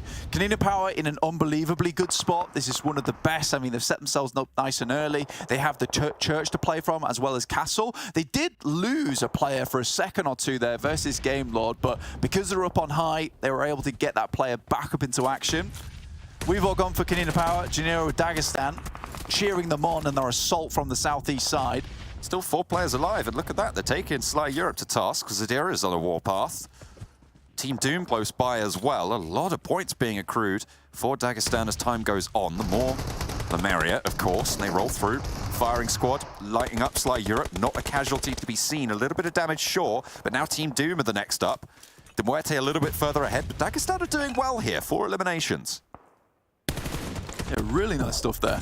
Malloy tries to step up. Again, that position that KONINA Power currently holds is one of the few high grounds in this area that has really good cover to play from. There's a lot of positions there where it's difficult to hit a player, not only because they're in a position where they're up on high, but also these bars through the window. There's little bits of cover here and there.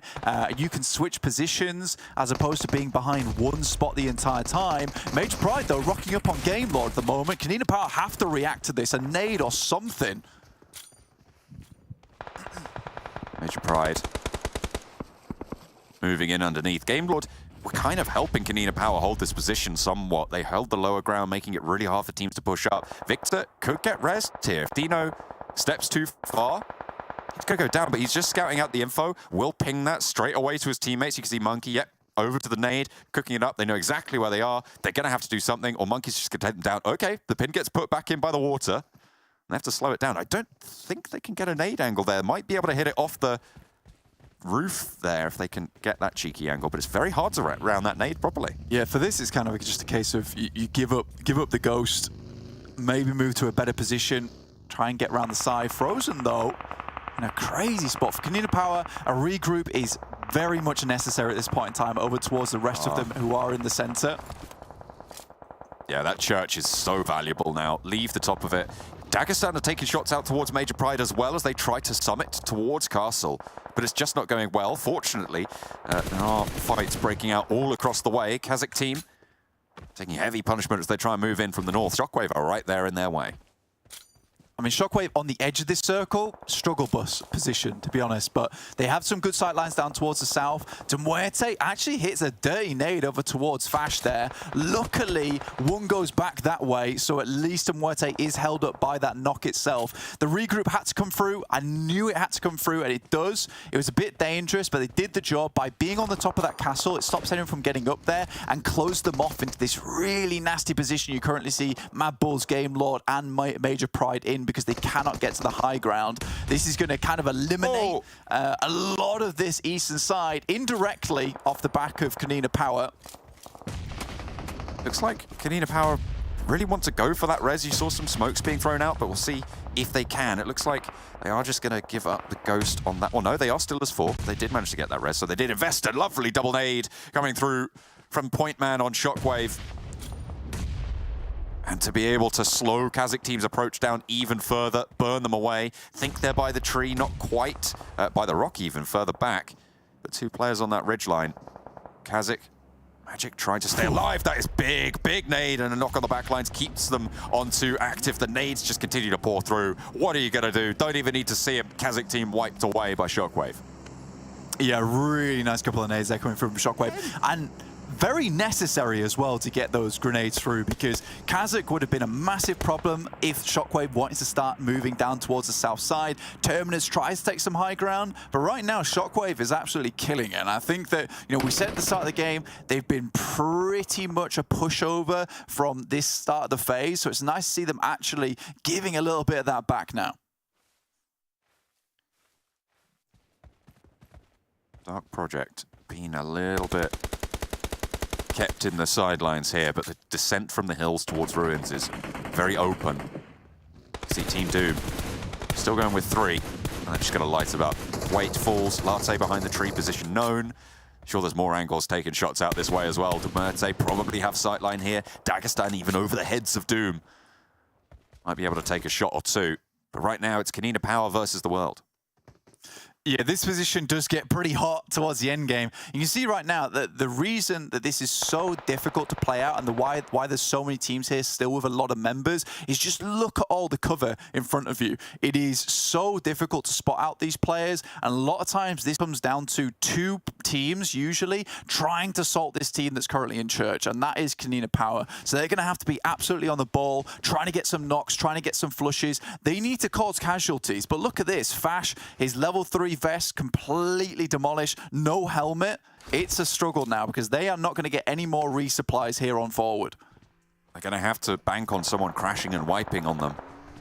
And maybe Dark Project's the ones to do it. They'll spot them out the windows short.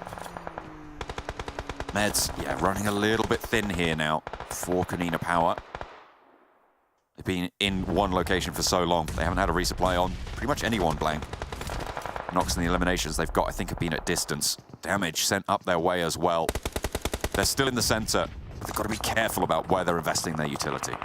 Yeah, every single little hit over towards KONINA Power is another medkit invested. They're having to rely on the back of stims, which they have very little of to begin with. So I think right now, for KONINA Power, they're going to have to really start slowing down things and only taking fights when it's absolutely necessary. Good Molotov through the door will push them back for now.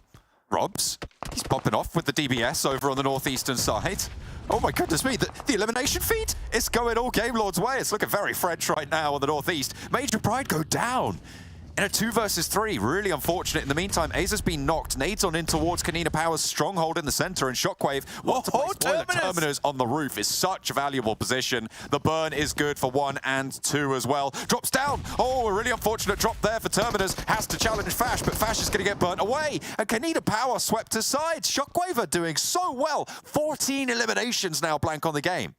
Yeah, KONINA Power just had nothing left. I think that when we saw them, we thought it was a strong position, but they had no utility, no supplies. I don't think they've been in many fights either. But look at this. Dagestan still going. Janero's pick here. She trusted in them, to make the push, but 2 players down. It's looking a little bit dicey, but they have cover. They have resupplies here. Still can happen. Definitely still possible. Game Lord fight on with 1. You saw what damage Robs was able to do with that DBS. That's why we've called him the artisan with it. One of the originators of it within the region. Obviously, it was a phenomenon that swept the globe. But really a front runner there and showing us that experience here. Yeah, Rob's made it his own. I think that you talk to anyone in the EU about shotguns, and the name Rob's has to come up. It is unbelievable the amount of times he's clutched things out with that shotgun. And it is kind of his speciality move. In the meantime, though, Shockwave is absolutely on point this game. They have been so clean with it. Terminus survived. How? He got through it. He got through it all. I think he got knocked in the fire and then Fash got rolled down by the rest of them. That is really unfortunate. Shockwave, brilliant crash from Shockwave, to be honest. That's really very, very well executed. I love sending a player up high. Yeah, I mean, the initial Molotov through the door as well to get Terminus up there, it was a well-thought-out crash, and KONINA Power at that point were cowering just because they had nothing left in the tanks to keep people at bay. And I think they should have been paying more attention up towards that northern side because Shockwave were the real threat. Dark Project, they'd sent so many nades their way, I don't think it was necessarily. Rob's still nading, by the way. Takes down Terminus. Hang on a minute. Moves up through the rocks. Robs is peppering back, but no further. The DBS will ring through the hills no more. But another knock over towards Shockwave. It looks like this church brings with it a curse. Right now, very difficult to really operate from, seemingly. But that northern side, there is an answer from it. He's on the high ground, spots weight in the smoke. Well, maybe not spots, but pre-fires it. Gets the knock he's looking for. Yeah, I mean, you better be posted up with the most amount of supplies you're on towards the church because it is just a place to... It's a place to lay rest, right? You know, you either die with a chicken dinner or you survive long enough to see a team take it off you. So Dagestan right now, getting pulled apart by Shockwave still. This wall is deadly. The question is how you get out of this one. You need smokes and everything, but Dagestan's still doing really good work. They need to get a knockover towards Shockwave to make this happen because as soon as they leave this wall, and they will have to soon considering the circle is going to push them out of it, Shockwave's got to be prepared. Dark Project, though, still going strong, looking for one more knock, and they are taking the attention of Shockwave. Yeah, but you can see, yeah, Snow. You're not going to get away with that one, I'm afraid. Limbo Boom trying to go secret agent Cody Banks, but looking more Johnny English right now. Not doing so hot. Limbo Boom not dead yet fully.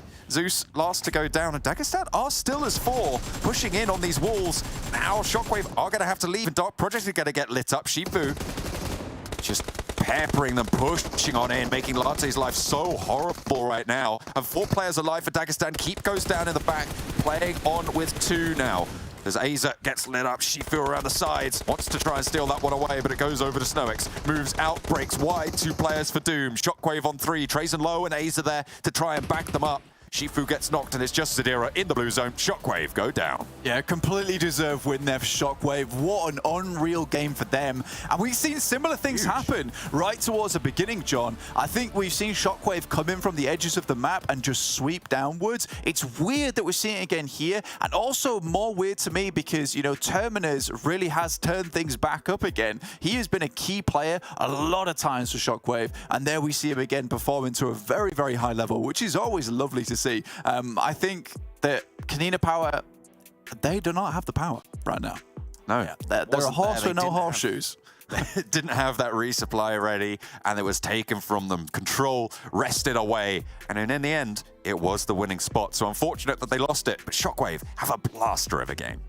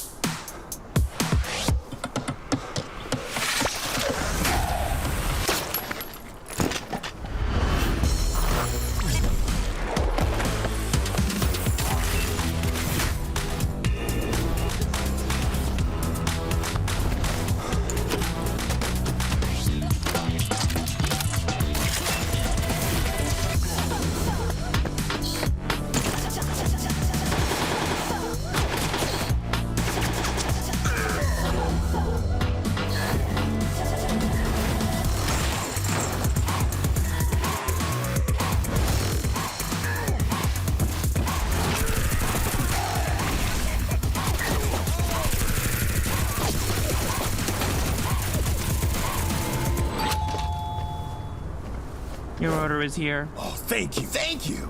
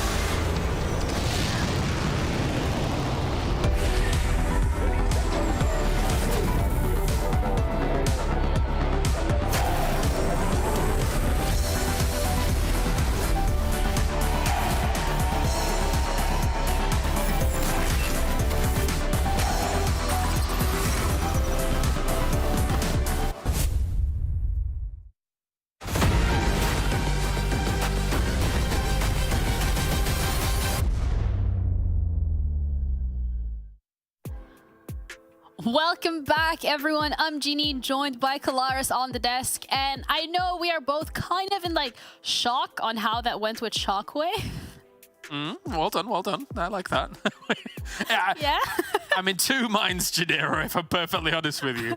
One half of my mind is saying, KONINA Power, you had church, castle ruins, and managed to flub so much of it. It was diabolical. And then on the other hand, you've got Shockwave arguably playing the game of the tournament so far. They had technically, compared to the other teams in the middle of this circle, no business winning this game, but they decided to just turn on God mode and get 20 eliminations alongside. I cannot believe what I just watched, Janero. Absolutely insane. 20 elims with those 10 placement points as well. You get 30 points from one game. I mean, currently the top team is Sly with like 40, 43 maybe. So they are like absolutely just push their rankings up to the max in like one game. And we said it as well earlier before we even headed into this game, the fact that one good game, one chicken dinner can really make the difference at the current time and the current pacing that everything is going. But look at Snowix.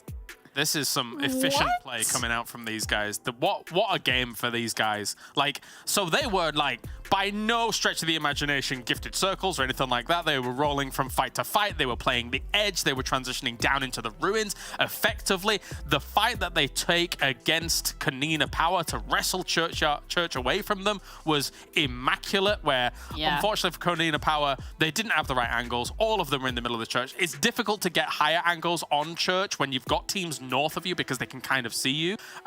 So Shockwave knew that, and they used that to their advantage very aggressively. And then once they've wrestled it away, they know no team is north of them, so they can start using the roof of Church as well to fire down on everybody else in route. I could talk about these scenarios for a long time, Janero. This was That's okay. You take your time. It was so good. It was so good, and the positioning used perfectly to a T. I mean, even yesterday we saw where I think it was Nexus that was on the high ground. They had a good positioning, but they didn't really use it to their advantage. So seeing this, absolutely beautiful. Let's also have a look at the best team stats or the match report here. Oh. No, I mean, what? Someone just hit copy paste, copy paste, copy paste, copy paste. Yeah. I mean, Snowix deserves this alongside the rest of his team as well. It was just absolutely brilliant.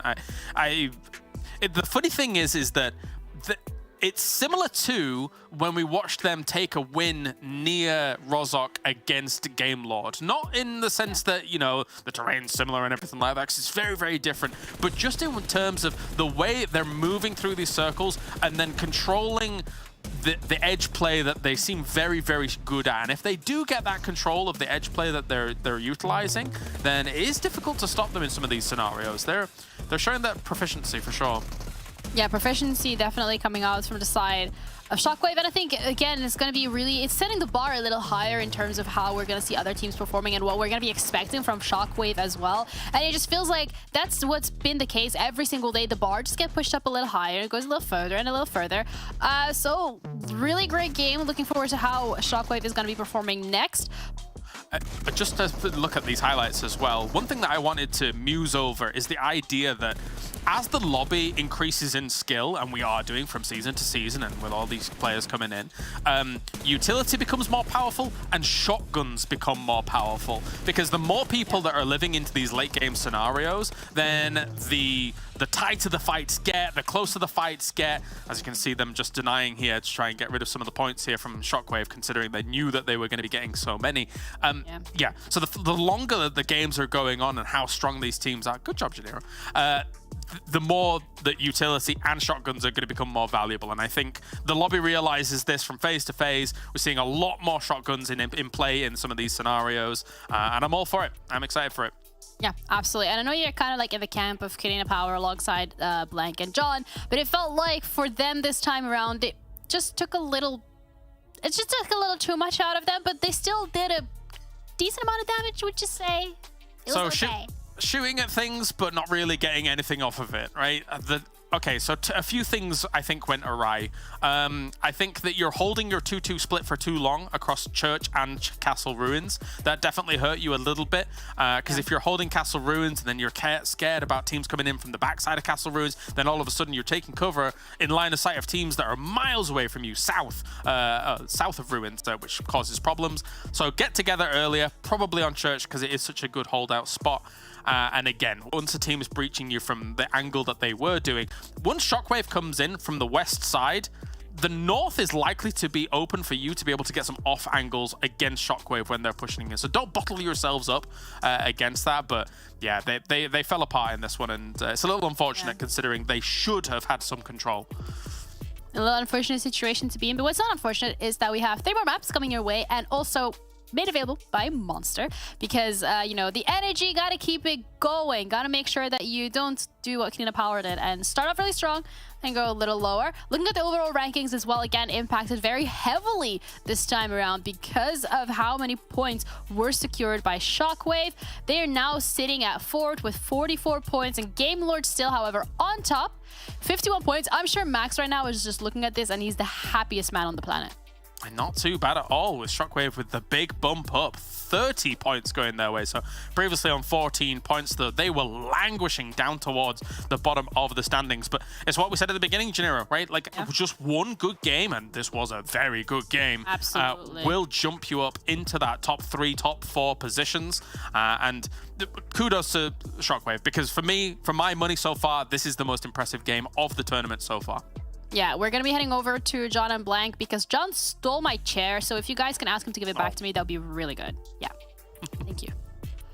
I did, in fact, manage to already sell that off. It's you know, it's memorabilia at this stage, so it's straight into the piggy bank, you know. Unfortunately, I'm not going to be able to contribute to the prize pool because it's already big enough for these teams, and that's what they're going to be chasing, those points moving towards those finals.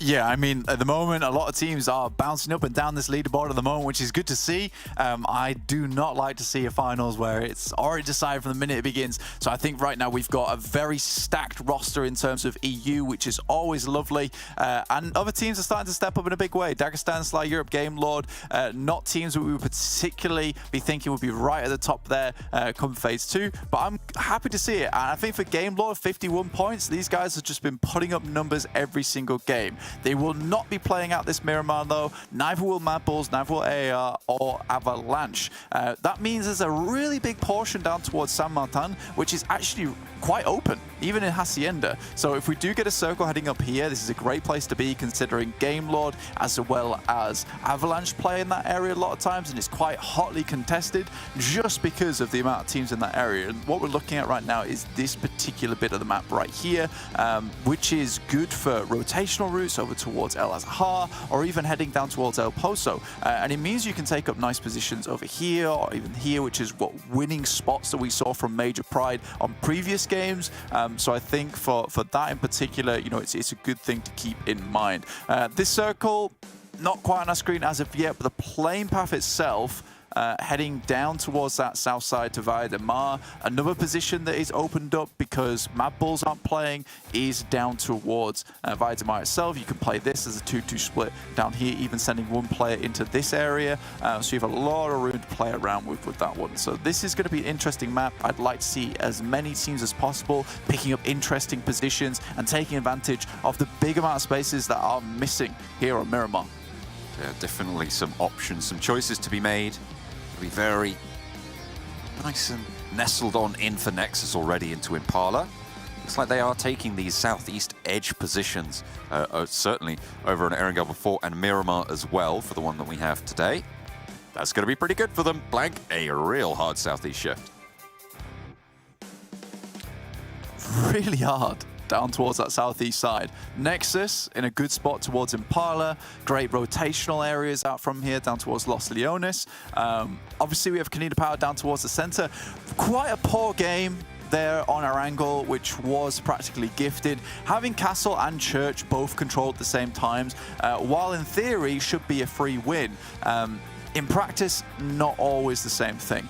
You really do need to control those areas. You need to get a lot of loot on board beforehand. They were down towards South George for a long, long time. They chased it towards Dark Project, but again, that utilities ran dry very quickly. And even so, I think at that point, they should have been thinking about branching out a little bit of their pressure. And if they realized they couldn't hold Church, they should have regrouped on Castle, taken out the players on that eastern side, picked up as much loot as possible, and then moved back into Church later in the game. These are all good options. It doesn't always mean that you have to send for that central position.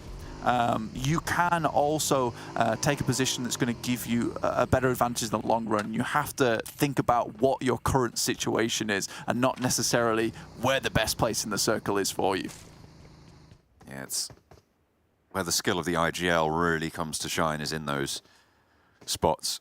Finding out what you can do, maximize your impact on the game, maximize your point scoring on the game as well. Because that's really what it's all about at the end. Even if you're not coming top, with 20 eliminations in that previous game, even if you don't go, even if you don't get the chicken dinner, you still won, right? Like it doesn't really matter which place you finish if you're able to get that many points just from eliminations. Yeah, chicken dinners right now are kind of like the cherry on top of the pudding. So I think a lot of times these teams are more considering how do we barrel through a lot of these teams and leave just shrapnel and destruction in our wake, picking up as many eliminations as possible and tossing those all into the points pile, because at the moment you do need to be Dragon-like. You need to be picking up those points and hoarding them where you can, and you can't do that unless you are just sending through with the idea and the confidence of we are going to take it to whoever's in our path, and that's exactly what SHOCKWAVE did that last game, and they have done a very similar thing before. It's just odd that that draconian style seems to appear sometimes, and then they magically transform back into a bunny rabbit on other games. It's a pretty impressive trick. Maybe I have to look into learning that one. So could be pretty valuable. I imagine there's a lot of scenarios, you know, it's just instantly just turn into a bunny rabbit.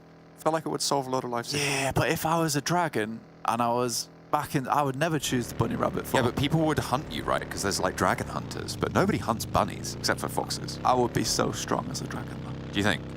Yeah. What color dragon would you be? I'd be unstoppable. I'd be a red dragon, obviously. Okay, I was going to say, unstoppable's an interesting color. I'd be red. I feel like, you know, that is very typical dragon color, but yeah, it's also the best dragon color. That is kind of true, yeah. It's true there. Enough about dragons, though, to see a lot of these teams flying into position on the map. Obviously, down towards Los Leones is really our focal point at the moment.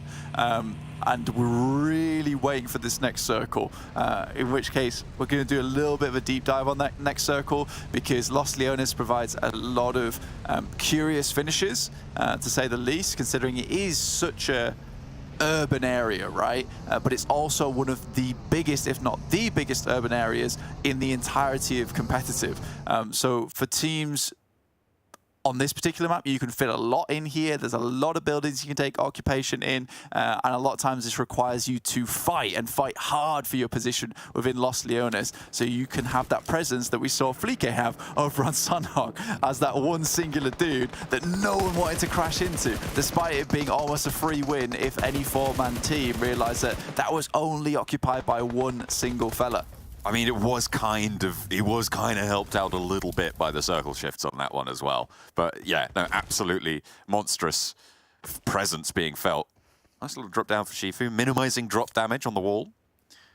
She's going to be able to sim that one back up after taking sprays over towards Cave, who have kind of split around Dagestan, but Dagestan themselves are kind of split as well. Nobody's really got that firm clump in Los Leones except for KONINA Power on that northwest.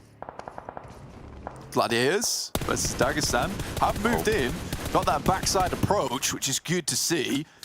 Taking down at least one of the players there in Zadira, opening things up as well, because now Gladiators can get stuck in on this one. This is a very efficient third party to go for. It's something that Gladiators have excelled at recently as well, which is joining in on these third parties and more often than not clearing out both teams at the same time. Very aware of their surroundings as this team. Meku takes a lot of damage before he decides to go for the prone. Trying to figure out where those bullets were coming from, I imagine. Yeah, Shifu was also the player who lit up one of the other Gladiators, so I feel like they just didn't quite figure out that he was on top of the construction building. Does drop down and reposition. You get 2 sprays, you're probably going to have to relocate. You imagine that you get spotted. Even if you aren't, it's safer just to not even play that risk. Yeah, especially if Meku's up for that amount of time. You know, he's trying to dodge, trying to figure out where the bullets are coming from, spots that tower, and then realizes that's the locale. Shifu, I think personally, you know, he's in a team right now where he stands out particularly well, right? I think that you look at him and he does stick out quite a bit like a sore thumb on this team in the sense that he is very, very good. The rest of his team... Wow. This is what I say, is the rest of his team, although are decent, I think that this is one of the cases where we have a lot of teams in this lobby where I feel like the skill level of every single player is pretty even. I think on Dagestan, however, you know, there is a clear player in there in Shifu. He's really propping up that team at Dagestan. Certainly need to figure out where else they can draw that strength. But right now, Dagestan are 3rd place on the tables, right? And that's kind of what you're saying, right? Is that it's really coming through from Shifu that they have to thank for getting there. I mean, you look at last week's play, they ended in 9th, very respectable position, obviously slap bang in the middle of the tables towards the end. So they're not, you know, they're not doing too poorly. So we'll see if they can try and find 1 or 2 extra pillars to try and build their buildings on. Circle shifts up northwest side.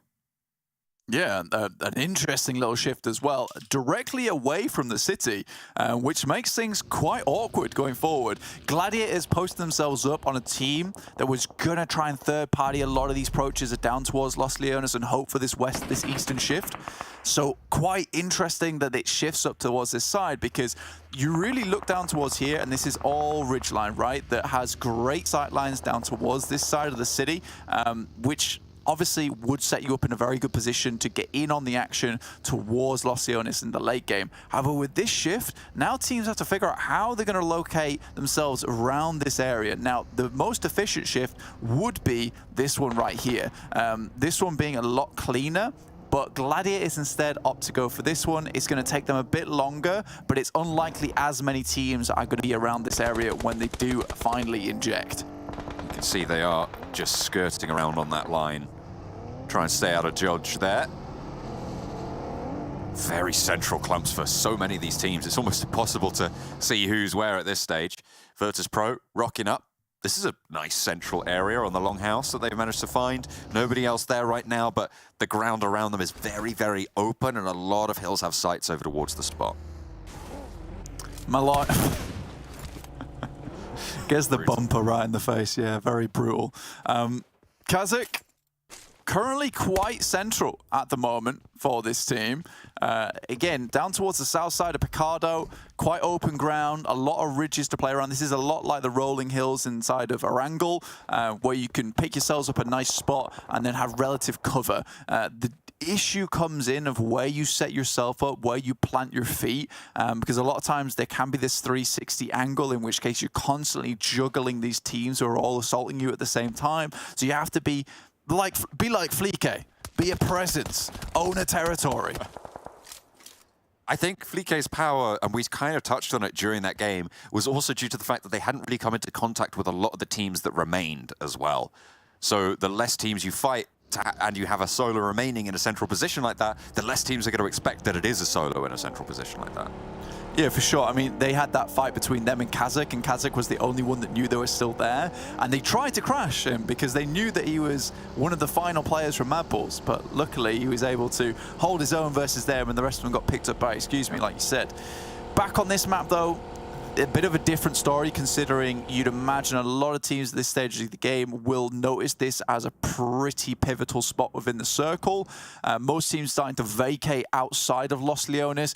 I do feel bad for Dagestan at this point in time, as well as Cave, because they have put a lot of onus on trying to own that space in Los Leones. They've invested utility, they've invested players, in fact. And the fact that it moves away from Los Leones means that was all for naught, and now they have to refigure out how they want to play this one. Europe, real central position at the moment, John.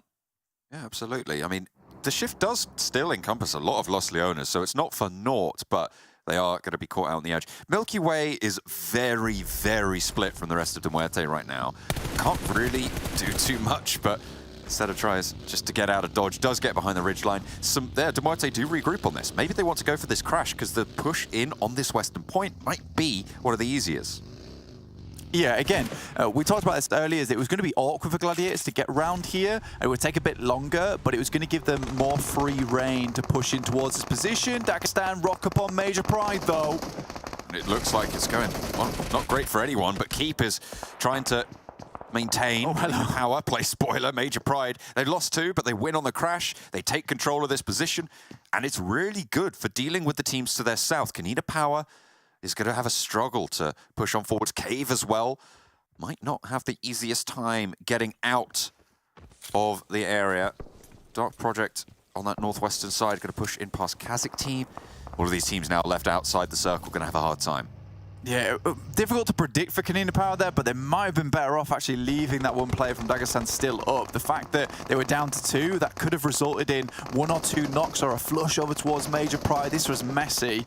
And the thing is, if you have only 2 players left from Major Pride, KONINA Power could quite easily rock up on towards that position and try and finish out that fight, because it is further in towards the circle for them, and it would have been a good landing post. Now, if they crash it, they're crashing into 4 players, as opposed to a weakened team that is potentially still trying to finish out their game. But it feels like KONINA Power is much more invested on trying to hold out these players down towards the southwest side. It looks like Gladiators are going to give MUERTE the slip, pretends to move down towards the southeast, and now is moving back up towards the north. Interesting plays. MUERTE moving past the city, really not doing too great on it either. Shots going back and forth, but MUERTE really suffering. Another knock over towards KONINA Power. Agorazin and Fash left standing. Fash on a sliver of HP, but Milky Way is found, cut down on the cross. Agorazin wants to put a nade in to finish things off, but Matic chimes in, and they want a third party here. You can see them just enveloping with a hook on that western edge. Gonna take shots back and forth. Discrim, the last player now for MUERTE. A nade over towards Agorazin. Needs to be careful, but it bursts outside. Pushes out wide. No teammates to res, so just playing solo now. Yeah, Malloy remaining hidden, but here comes Gladiators. Only 2 of them, though. Looking to get invested. They know there's still an ongoing fight, so if they can just apply some pressure. There it is. There's that pressure. I don't think they know Malloy's here. Otherwise, I imagine Tixie wouldn't be looting a crate right behind him. Calling that one out to a teammate. You just want to get out. Now he knows. Certainly. Maybe. No. More preoccupied, to be fair, with Wait out in the field. Should be looking for these flushes. Wait, yeah, your buggy's going to go if you don't. I don't think so. Tixie does get that flush finally. Now against 2. Wants to take a little bit more, but with Meku going down, maybe doesn't want to overinvest here. Has a teammate close to Meku. Matic is there. Another nade in, a Discrim. It's right on the money, but it's not quite enough. Tixie moves out. Kitsune assisting in the back. Another nade goes over and out. Looks as if they can get a little bit of damage. Can't find it. This smoke is dangerous. Now for Gladiators pushing in towards that position, you know, it's a coin flip, right? Can you find the players in the smoke before they find you? It's a gamble. And I think Gladiators with 4 players would much rather go for the safe play and remain as 4. Oh, a nade in through the window. Not suppressed by excuse me just yet. That's where these shots are tagging Kitsune from. Can't really commit to the res, and yeah, another nade just sees it. You don't want to play silly buggers in the smoke. You just got to go in, put that ordnance down, get those eliminations. Now Gladiators have cleared out the western side. Yeah, it's a great play from Gladiators there. I think that they played that smart. You know, a lot of teams would have invested quite hard onto that fight, into that engagement. Team Doom really is nothing doing here versus VIRTUS.PRO. They've dealt with this crash quite easily.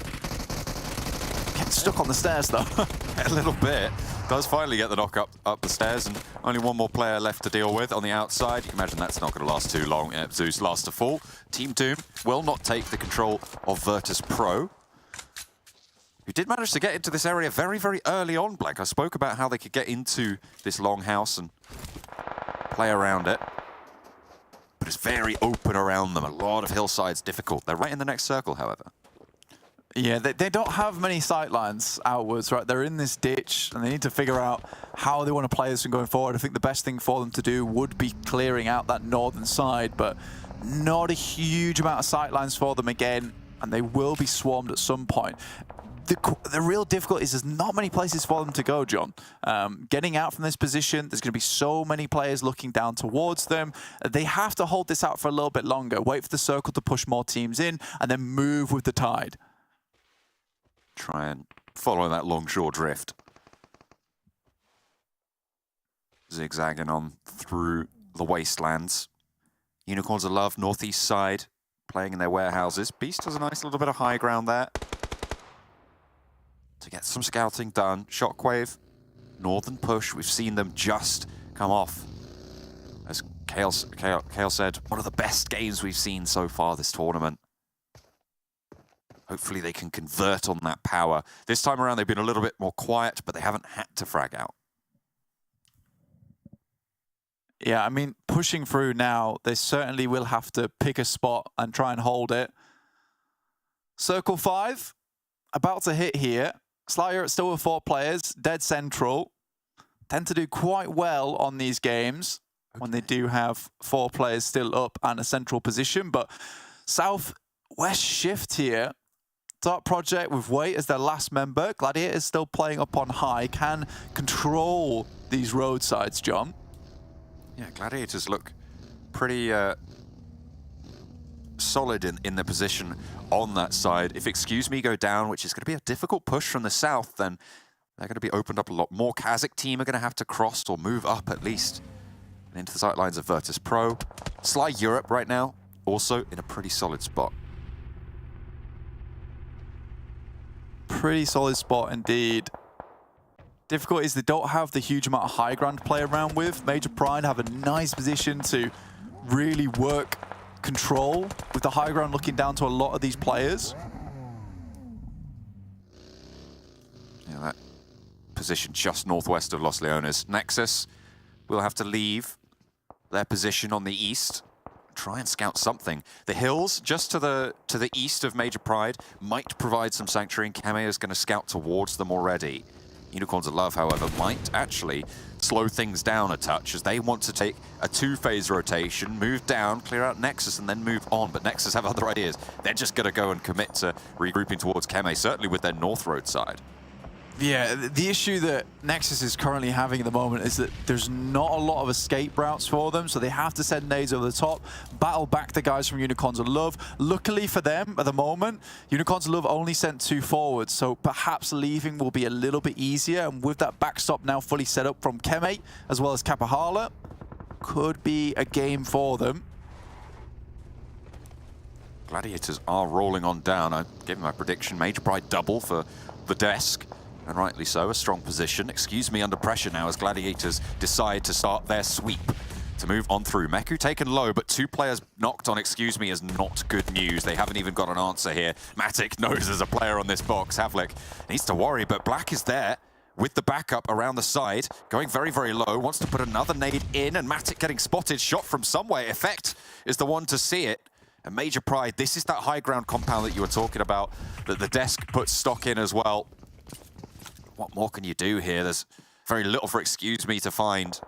3 players knocked, just Black still going. Tixi on the outside. A nade in and bouncing off the wall, could be good. A lot of damage, and Meku is knocked as well, but the burn is on, and Black will fall. Meku can get rezzed there, unless that nade took him a little bit too low. No, it wasn't going to happen. Kitsune wants to smoke, wants the loot from his teammate, and a resupply for Gladiators on the south. Still, Major Pride, the fortress. Yeah, it's a really strong position. Gladiators are going to have a bit of difficulty getting out from this one.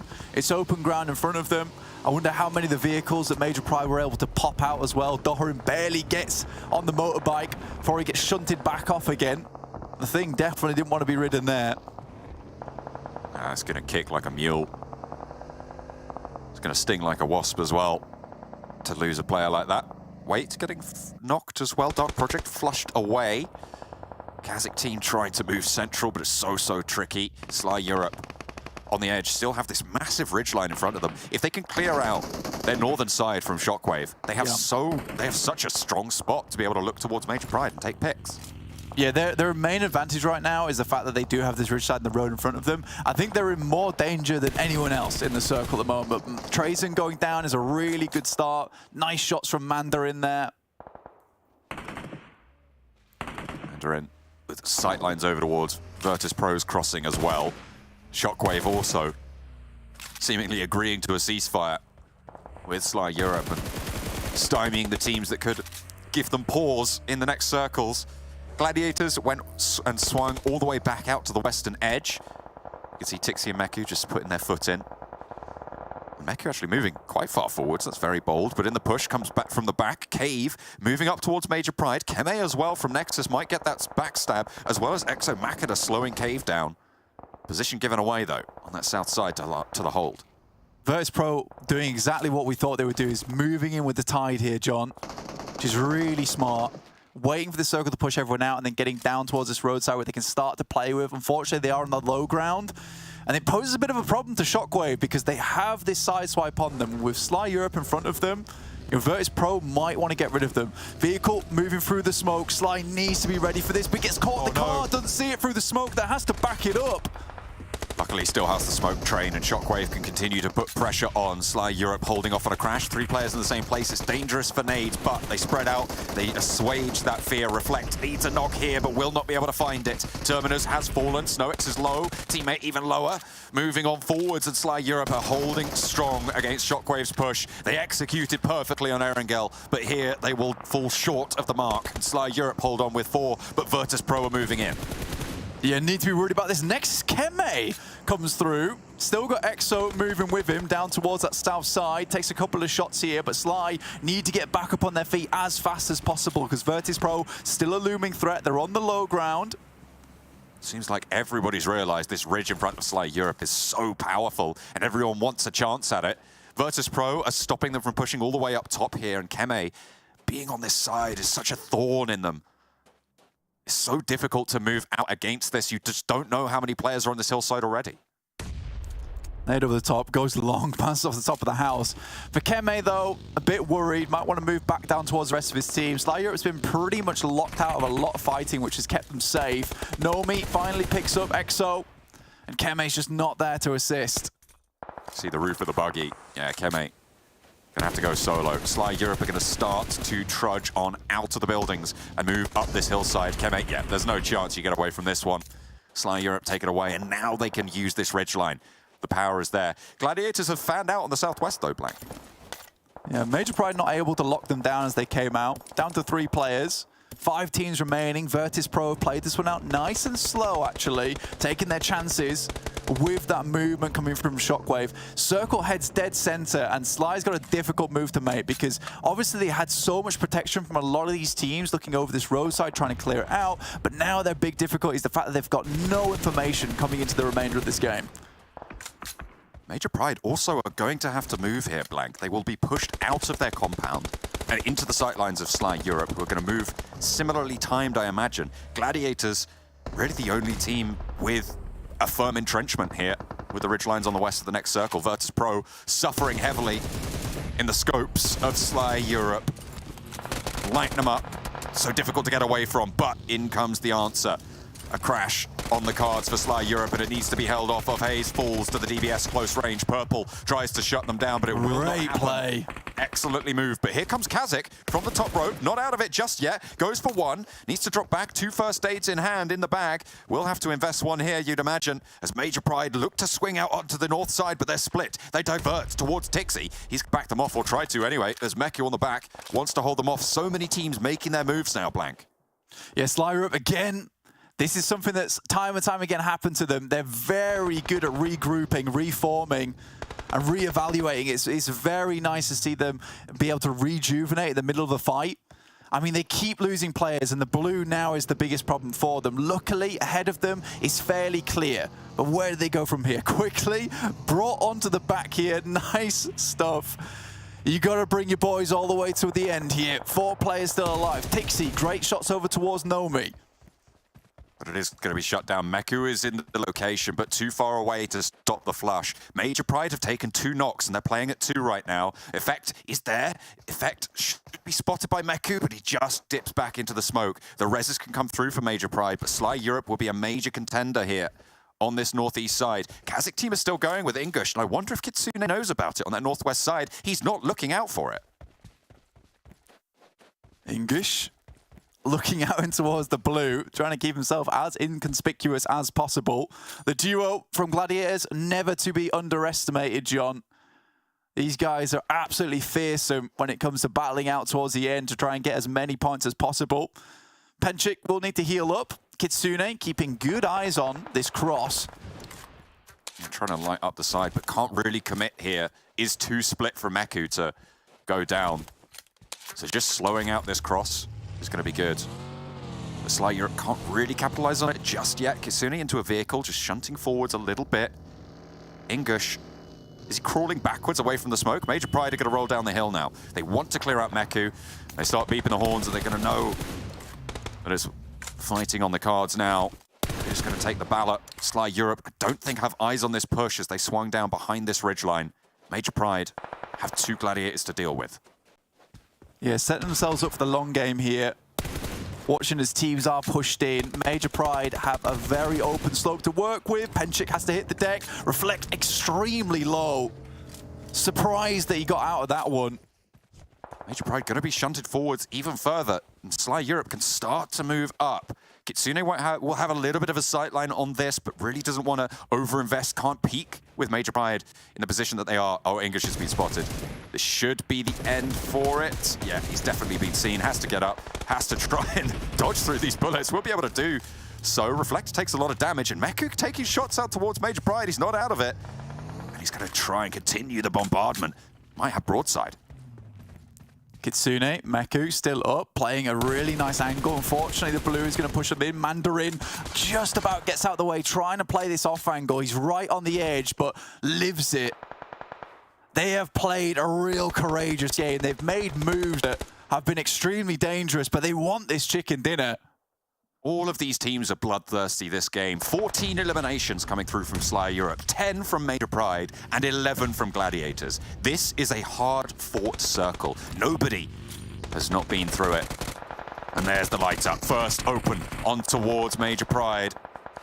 And a lot of damage sent back as well. Gladiators regroup for the first time in a long time, and Meku gets that knock. 2 players down, 1 from either of the 4-player squads, and more damage pouring in towards Major Pride. Sly Europe will have an angle.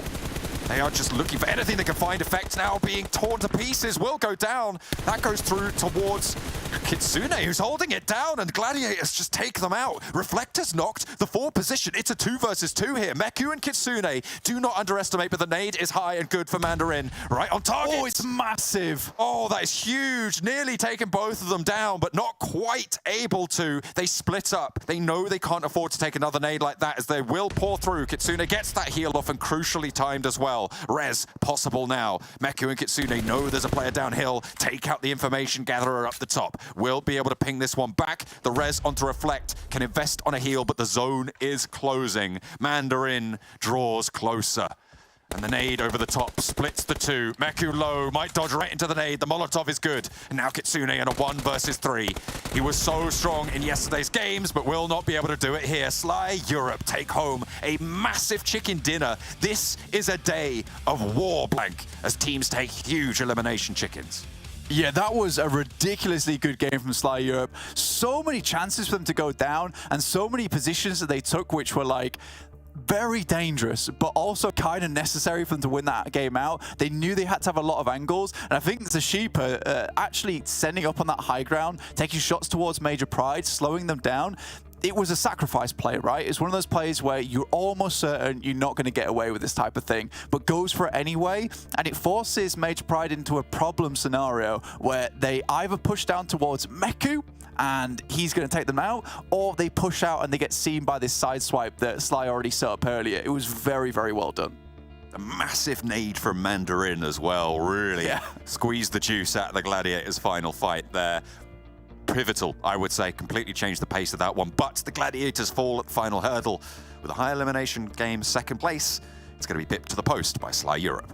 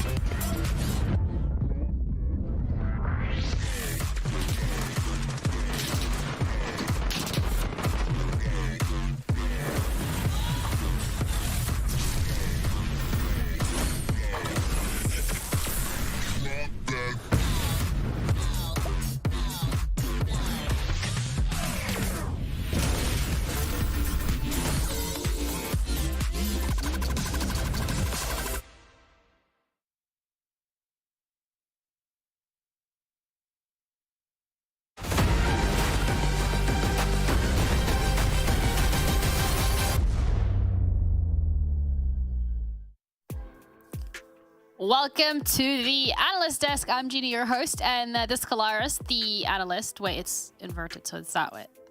It takes a while to get this right. It gets more difficult than you imagine, but that game, I feel like I'm going to say this about every single game we've seen so far at Stage 2, but it's always towards the end that it becomes an absolute nail-biter. Yeah, this was another banger match after what we just saw from SHOCKWAVE here, with the top 3 teams really taking the lion's share of the points. Gladiators played an insane game from the west. Sly was playing very well in the north, and Major Pride, kind of got a little bit choked up, but all 3 of these teams getting some big points on the board, and Sly, they've come alive. I'm going to quote Max, they've come alive. Amazing. Yeah. They've absolutely smashed it this time around. They did a really great defense on the northeast and splitting up as well coming into it. But all in all, great performance from every single one of these top teams here. I mean, all of us kind of...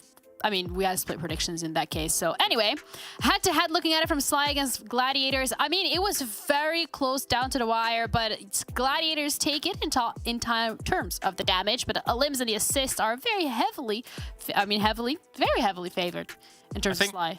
I think Blank is more convinced than any of us by Sly so far here. He's gone for them multiple times in the predictions, gets this one right as well. With how they're playing things out, you could see in the final moments of this game, their attempt at controlling multiple angles. I love that when we're seeing these kind of final circles play out, because it does show a good mastery over the terrain and a good understanding of where they need to be able to put pressure on other teams around them here. So for Sly, yeah, I think we're seeing them level up from the previous phase into this phase, to be perfectly honest. Yeah, absolutely. That momentum keeps going in, but also Major Pride is one of those teams that towards the end of phase 1 kind of creeped up a little bit more, and now we're consistently seeing them in those podium finishes, getting third this time around, damage, the assist, the limbs. I mean, the roster is coming together and they're gelling together quite well. Damage received, 1337. I'll take that. That is... I mean, they took it. I haven't seen that number in a long time, you know? It's old elite speak. We'll go for it for now. So, but I think Major Pride, a lot of us went with them here. Nomi was able to do a little bit in this game alongside guys like, geez, Kitsune doing over 1,000 damage coming in. But for Major Pride, they moved away from their plateau a little early, I think. They were driving around all fours in cars, and I think ultimately that probably didn't do them any favors, but it did get difficult when it was that 3-way fight between these squads. Yeah, it was down to the wire again when we're seeing these teams compete. And all in all, I'm quite impressed by the fact that momentum from last week has been carried on to this week as well. And we're seeing continuous improvement. It feels like coming into this as well, Kalaris, you really said SHOCKWAVE. Yes, they have convinced me when it comes to Erangel. Not so sure how that's going to look here. But this time around, do you think that the convincing needs, is it there? Is there anything else that needs to change when it comes to SHOCKWAVE? Are you asking about them on Miramar or? Miramar, yes, correct. I mean, so they did get taken out by Sly, right, on that north side. I think they come into a circle like this just a little bit too late, because as you slowly see these circles narrow down, there is a lot of area in these kinds of circles that is super open. So if you're playing Edge, coming in late, chances are you're going to be running into a lot of teams on the edge that are probably going to take you out on that kind of gatekeeping scenario. So yeah, for SHOCKWAVE, sometimes their strategy of playing edge strongly is not going to work in a circle like this because there is so many teams playing edge. Yeah, absolutely. But also, when we're looking at the utility used once the circle kind of starts to close, it's becoming increasingly more important and increasingly more expended during those periods of time. And would you say potentially some of these teams that are coming in too late, that util usage is not on point yet either? Debatable, depending on which team, you know, we're looking at, etc., and things like that. I didn't quite see, for example, how it was going up against SHOCKWAVE. I think Sly did a good job of holding them out with their utility. But in circles like this, for example, when you're trying to get in, because it is so open, you're going to need an insane amount of smokes. So even if it is, you know, you using your utility to try to offensively get to where you need to be, you're talking 10, 12 smokes to try and get somewhere that's decent. So that can be precarious. That's a lot of smokes that you're going to need to use, but also a lot of points here that we've seen some of these teams rack up in general just because of those limbs and those placements points. It feels like as well when we're looking at the ways that these teams are racking up these points. It's been very limb heavy towards the top side of the board this time around Kolaris, whereas last week specifically, it felt a little bit more even in terms of elimination points going through everyone, so to say, in the game. Yeah, I like it too, because with the points change that we had in terms of placements, I do think you watch some of these teams that are a limb heavy, and generally with a limbs, when you're able to go out there and flex your muscles a little bit and get those limbs, generally the points will come with that as well eventually. They're just so strong. Yeah, I got the muscles, guys. Obviously, this is totally not like my jumper. That is a big jumper. I'm gonna be real. That's a very big jumper. Big jumper, big chair. It's just a small genie in a wide world. In a big wide world. Sly Europe, though, also having a big wide gap between them and the Gladiators. It's slowly but very consistently growing. I think for a lot of people, they would not have expected Sly to come out and blast the way they have in Phase 2. Clearly, something is going right for them. Clearly, the adjustments that they've made between Phase 1 and Phase 2 are working out. They do look like a bit of a different beast. They're taking better angles. They're taking multiple angles. It takes confidence to spread out when you're, say, 3 alive, for example, and go for a 1-1-1 split. We saw Gladiators do that here in this game as well. Doesn't quite work out, but you can see that these are hallmarks of a team that is not only able to win championships, but go on to PMGC as well down the line. I'm not saying Sly's going to go to PMGC by any stretch, but these are the things that you need in your toolbox, in your arsenal, to be able to be competitive at that level. Yeah, I want to look at the MUERTE specifically here and how they're currently 14th. Doom seems to have moved up the rankings. Last time around, Stage 1, they were very much sitting towards the bottom of the table. But when we're looking at Doom, the MUERTE, and Cave, feels like it's very close and very similar in terms of how they've been playing it recently. And with the very convincing performance that we've seen from the MUERTE in Stage 1, Kolaris, I mean, I know you said it already that it's just one of those teams potentially needs a little bit more time of heating up and coming into it. But it feels like all in all, has been a little lackluster, and they're struggling to get the damage in. They're struggling to stay alive, struggling to get those limbs as well. Yeah, and you can see here as we take a look across the numbers coming in from this phase that their average damage is significantly down compared to what we see from them in Phase 1 as a whole. So again, I do think it just needs that one spark once again for this team to jolt out of this comatose state that they found themselves in, because when you look at Phase 1's results compared to this one, you'd be like, what is this? Where have they gone? Yeah. So, they do feel a little bit asleep at the moment. Yeah, this also kind of like a little bit of the suffering from success kind of scenario where you just like absolutely set the bar to the top and now everybody's like, okay, that's what we're expecting. So I think, again, go a little easy on them. But when we're looking at Doom, however, on the other side, it felt like last stage specifically, it wasn't just a struggle for them to get placement points. Getting a single elimination point in a lot of the games were very, very difficult. Towards the end of Stage 1, they've kind of ramped it up a little bit. They're now sitting, again, still towards the bottom of the board, but it still feels like Doom has made some improvements. Sure, there's one or two things that are going their way here. However, in previous phases, they were my guilty pleasure. Now in this tournament, not so much a guilty pleasure. Okay. They need to definitely step up even more. Yeah, they need to step up even more, but they also need a little bit more energy, so thank you for Monster Energy for making that possible. We're going to be heading into our next map. Oh, that's a survey. Make sure you fill out the survey, guys, as well, because we would like to know what you do and don't appreciate and what we can do to make sure that everybody's concerns are being addressed. We're going to go over to our casters, Blank and John, and as far as I'm aware, they don't have any chairs either anymore. I don't think so, unless we've been... No, we don't. No, we're all fine. Blank, we're going into this next game. Looks like this phase is going to be a little bit different for... Absolutely. For the time being, at least. Yeah, it has been a lot of new teams stepping up, and I really like that. From phase to phase, you know, it feels like people have been doing their homework, they've been figuring out things in their own time, and like Junero says, make sure to fill out that monster so you can let us know exactly what you think at home. But yeah, we're heading over towards Sanhok now.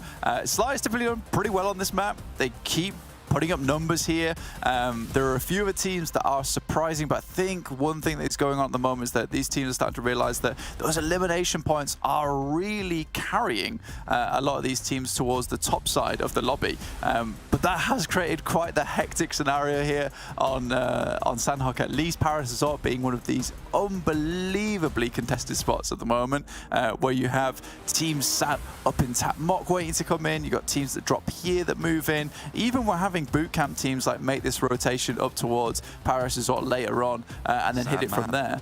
Yeah, it is a sad man. No one likes this amount of fighting this early on. Gladiators back in, otherwise on that northwest side. Shockwave picking up Hatin. And again, we'll wait for this circle because right now we've been seeing a lot of new circles here on Sanhok. A lot of times we're seeing them down towards that southwest side, in which case teams have figured out exactly how they want to play that one out. And we've seen the regular few taking a lot of wins down there. Right, for Game Lord, stop it. I've decided I hate this. It needs to see. Oh, what? Never mind. I love it. I love it so much. Wait a minute. Hang on a minute. Everybody's losing numbers. You know what? I thought Game Lord weren't there because I was looking and I was like, oh, it's only brown dots. That's excuse me, right? But no, they are so hot dropped that they are one dot. They have become one of the same, Black. Yeah. I wouldn't be surprised if they've just, you know, punched each other out. You know, this has been just a boxing ring. In the meantime, Unicorns of Love absolutely giving KONINA Power the worst time of their life. It seems like horses and unicorns really don't get along here, Blank. It's far from paradise for either of these two stallions. Who's going to be able to ride across the hills of Sanhok for the match to come? Both teams, well, actually, Unicorns of Love actually getting all 4 players back up. 4 barrels pointed towards Bellucci. Turned away just at the wrong time. Might have been able to get a player on the drop down without DBS. Yeah, you know, that worried me for a second there, man, because Unicorns of Love typically have this thing where a fight goes really, really well, and then they're so pleased it's gone super well, then they just make mistakes. This is interesting as well. You've got Team Doom and Cave on the southwest side in Summy going at it as, excuse me, cleans up Game Lord, but at the cost of literally everyone else. Not good. Don't like it. Bad time. Cave on the southwest side. I was talking about Team Doom and Cave both going for a little bit of a hot drop. So we've had 3 hot drops here. And I feel like the plane path may have had something to do with it. For one of the very few times on Sanhok, this is one of them that can have an impact, a hard cut on that northern side. Well, I mean, you say that, but at the same time, like, this is a hot drop right on the south. So I feel like these 2 teams could have gone anywhere else. Yeah. This is one of the hot drops, so it's like, oh, you've got a very south play, so we both drop here. But yeah, I don't know, man. This is a bit crazy, a bit weird. Either way, this is the Game Lord fight ensuing, where things started to go well, and then they went suddenly poorly again. Kind of went poorly for everyone. Did Black just get a 1v... Was that a 1v3 or a 1v4? Not entirely sure, but Game Lord unhappy about that. I think they'd lost a player earlier already, so I think it was a 1v3. Yeah, again, excuse me, a hot drop on practically all their maps, and I feel like they are speedrunning PMPL EU right now for the team with the lowest average survival time, with summer limbs at least. So like golf, right? The aim of the game is to play the least amount. I know we said there's an emphasis on eliminations, but you know, you still have to play out the rest of the game to try and find some more of those. I know placement points aren't quite what they used to be, but alongside placement points comes eliminations. I mean, right now they're in 12th out of the 19, so as it stands, they would get in to the Vikendi at the end of the phase if we were to cut it off right now. Beating out Dark Project MUERTE as well. I mean, they talked about it on the desk, right? 14th place for MUERTE, currently being beaten by, excuse me, who hot drop on probably about 20% of their maps overall when you count the games where they're not playing against the people they hot drop. Yeah, it's odd, man. It really is odd for excuse me, and they are so unwilling to give up their spots on the map. I respect it, you know, that they're going to keep doing it until people... Think you do. I don't respect it, but, you know, I can at least, you know, appreciate their determination to be like, look, this is our spot. We will just continue dropping here until you realize that it's just as a bad idea as we know it is, but we're not leaving. I'm going to stay. I'm going to be real with you. I'm staying, right?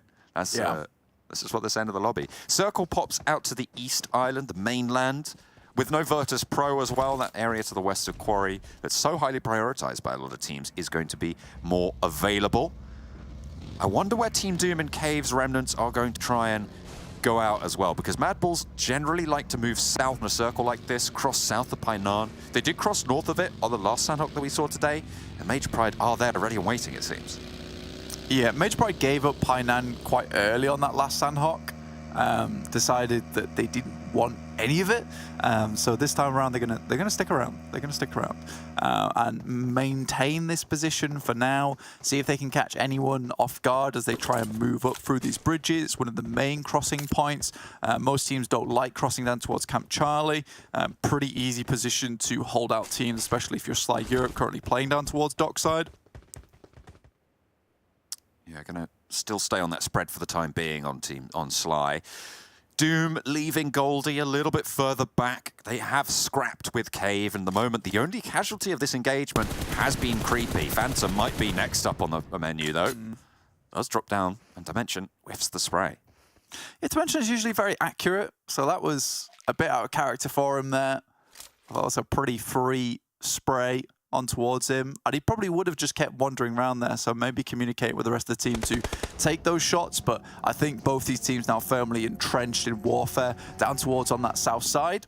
MADBULLS starting to make their move over towards the bridge. In the meantime, AAR coming up against another team here. Don't want to go down as early as they did in that last Sanhok. I think AAR do have potential, but right now with this Molotov going off, Tapok trying to hold on. Will be able to do so. Goodness me. I thought that last tick would get him, but I imagine they just extinguished in time. And the rest of ARR are rallied together to the cause. Elisio forwards, pretty close by, and we'll hear multiple footsteps now. Might take some shots back, and it's good. The off angle comes through from Avalanche, and they absolutely nail the shots onto Tapok. No backup for ARR there. In the meantime, MADBULLS, they did cross north of Painan, and Major Pride were ready for them. Yeah, I mean, this was very easily set up by Major Pride. They still have to win out this fight, though. Even at 3, MADBULLS are dangerous, but Monkey taking down Tulika looks pretty good. Unfortunately, they do lose a player, and Effect gets knocked as well. This is not going well for either parties involved. 2 knocks over towards the MADBULLS. 1 knock and a flush already onto Major Pride. Looks like Flique once more. It's going well, but it's traded back and forth. Look at that, the elimination feed lighting up. And in the end, it's Major Pride to get eliminated. MADBULLS, they are alive, but they're only on 3 now with a flush sent out their way.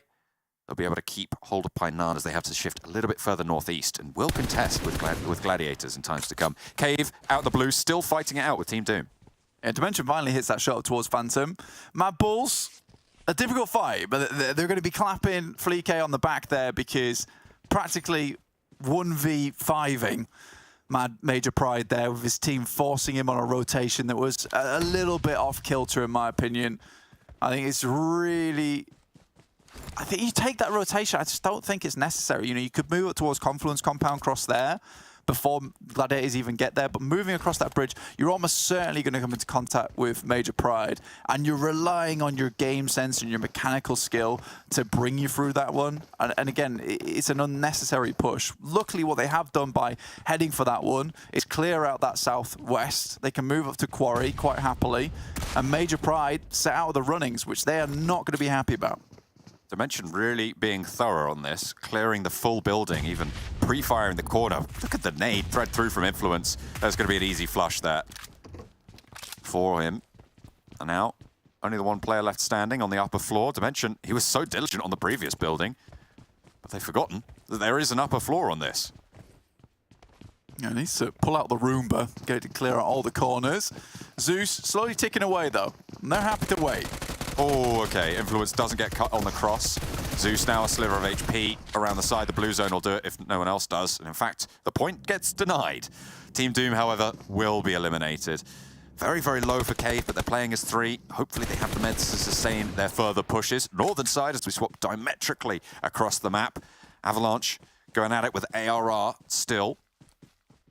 It's looking like a lot of casualties on both sides. 1v1 right now as Becca, who's been a pretty decent power source for ARR, will be the one to continue. Knows they're behind the rock, has a nade cooking. Don't think they spot it. PNL just in time managed to find it, but a lot of damage found. Over to the tree, Elicio's done for. You can't go for it, and it's definitely a full 1v1 here. Elementrix still not out of it just yet. PNL repositions, but that nade's close by, but not quite enough to get the final blow.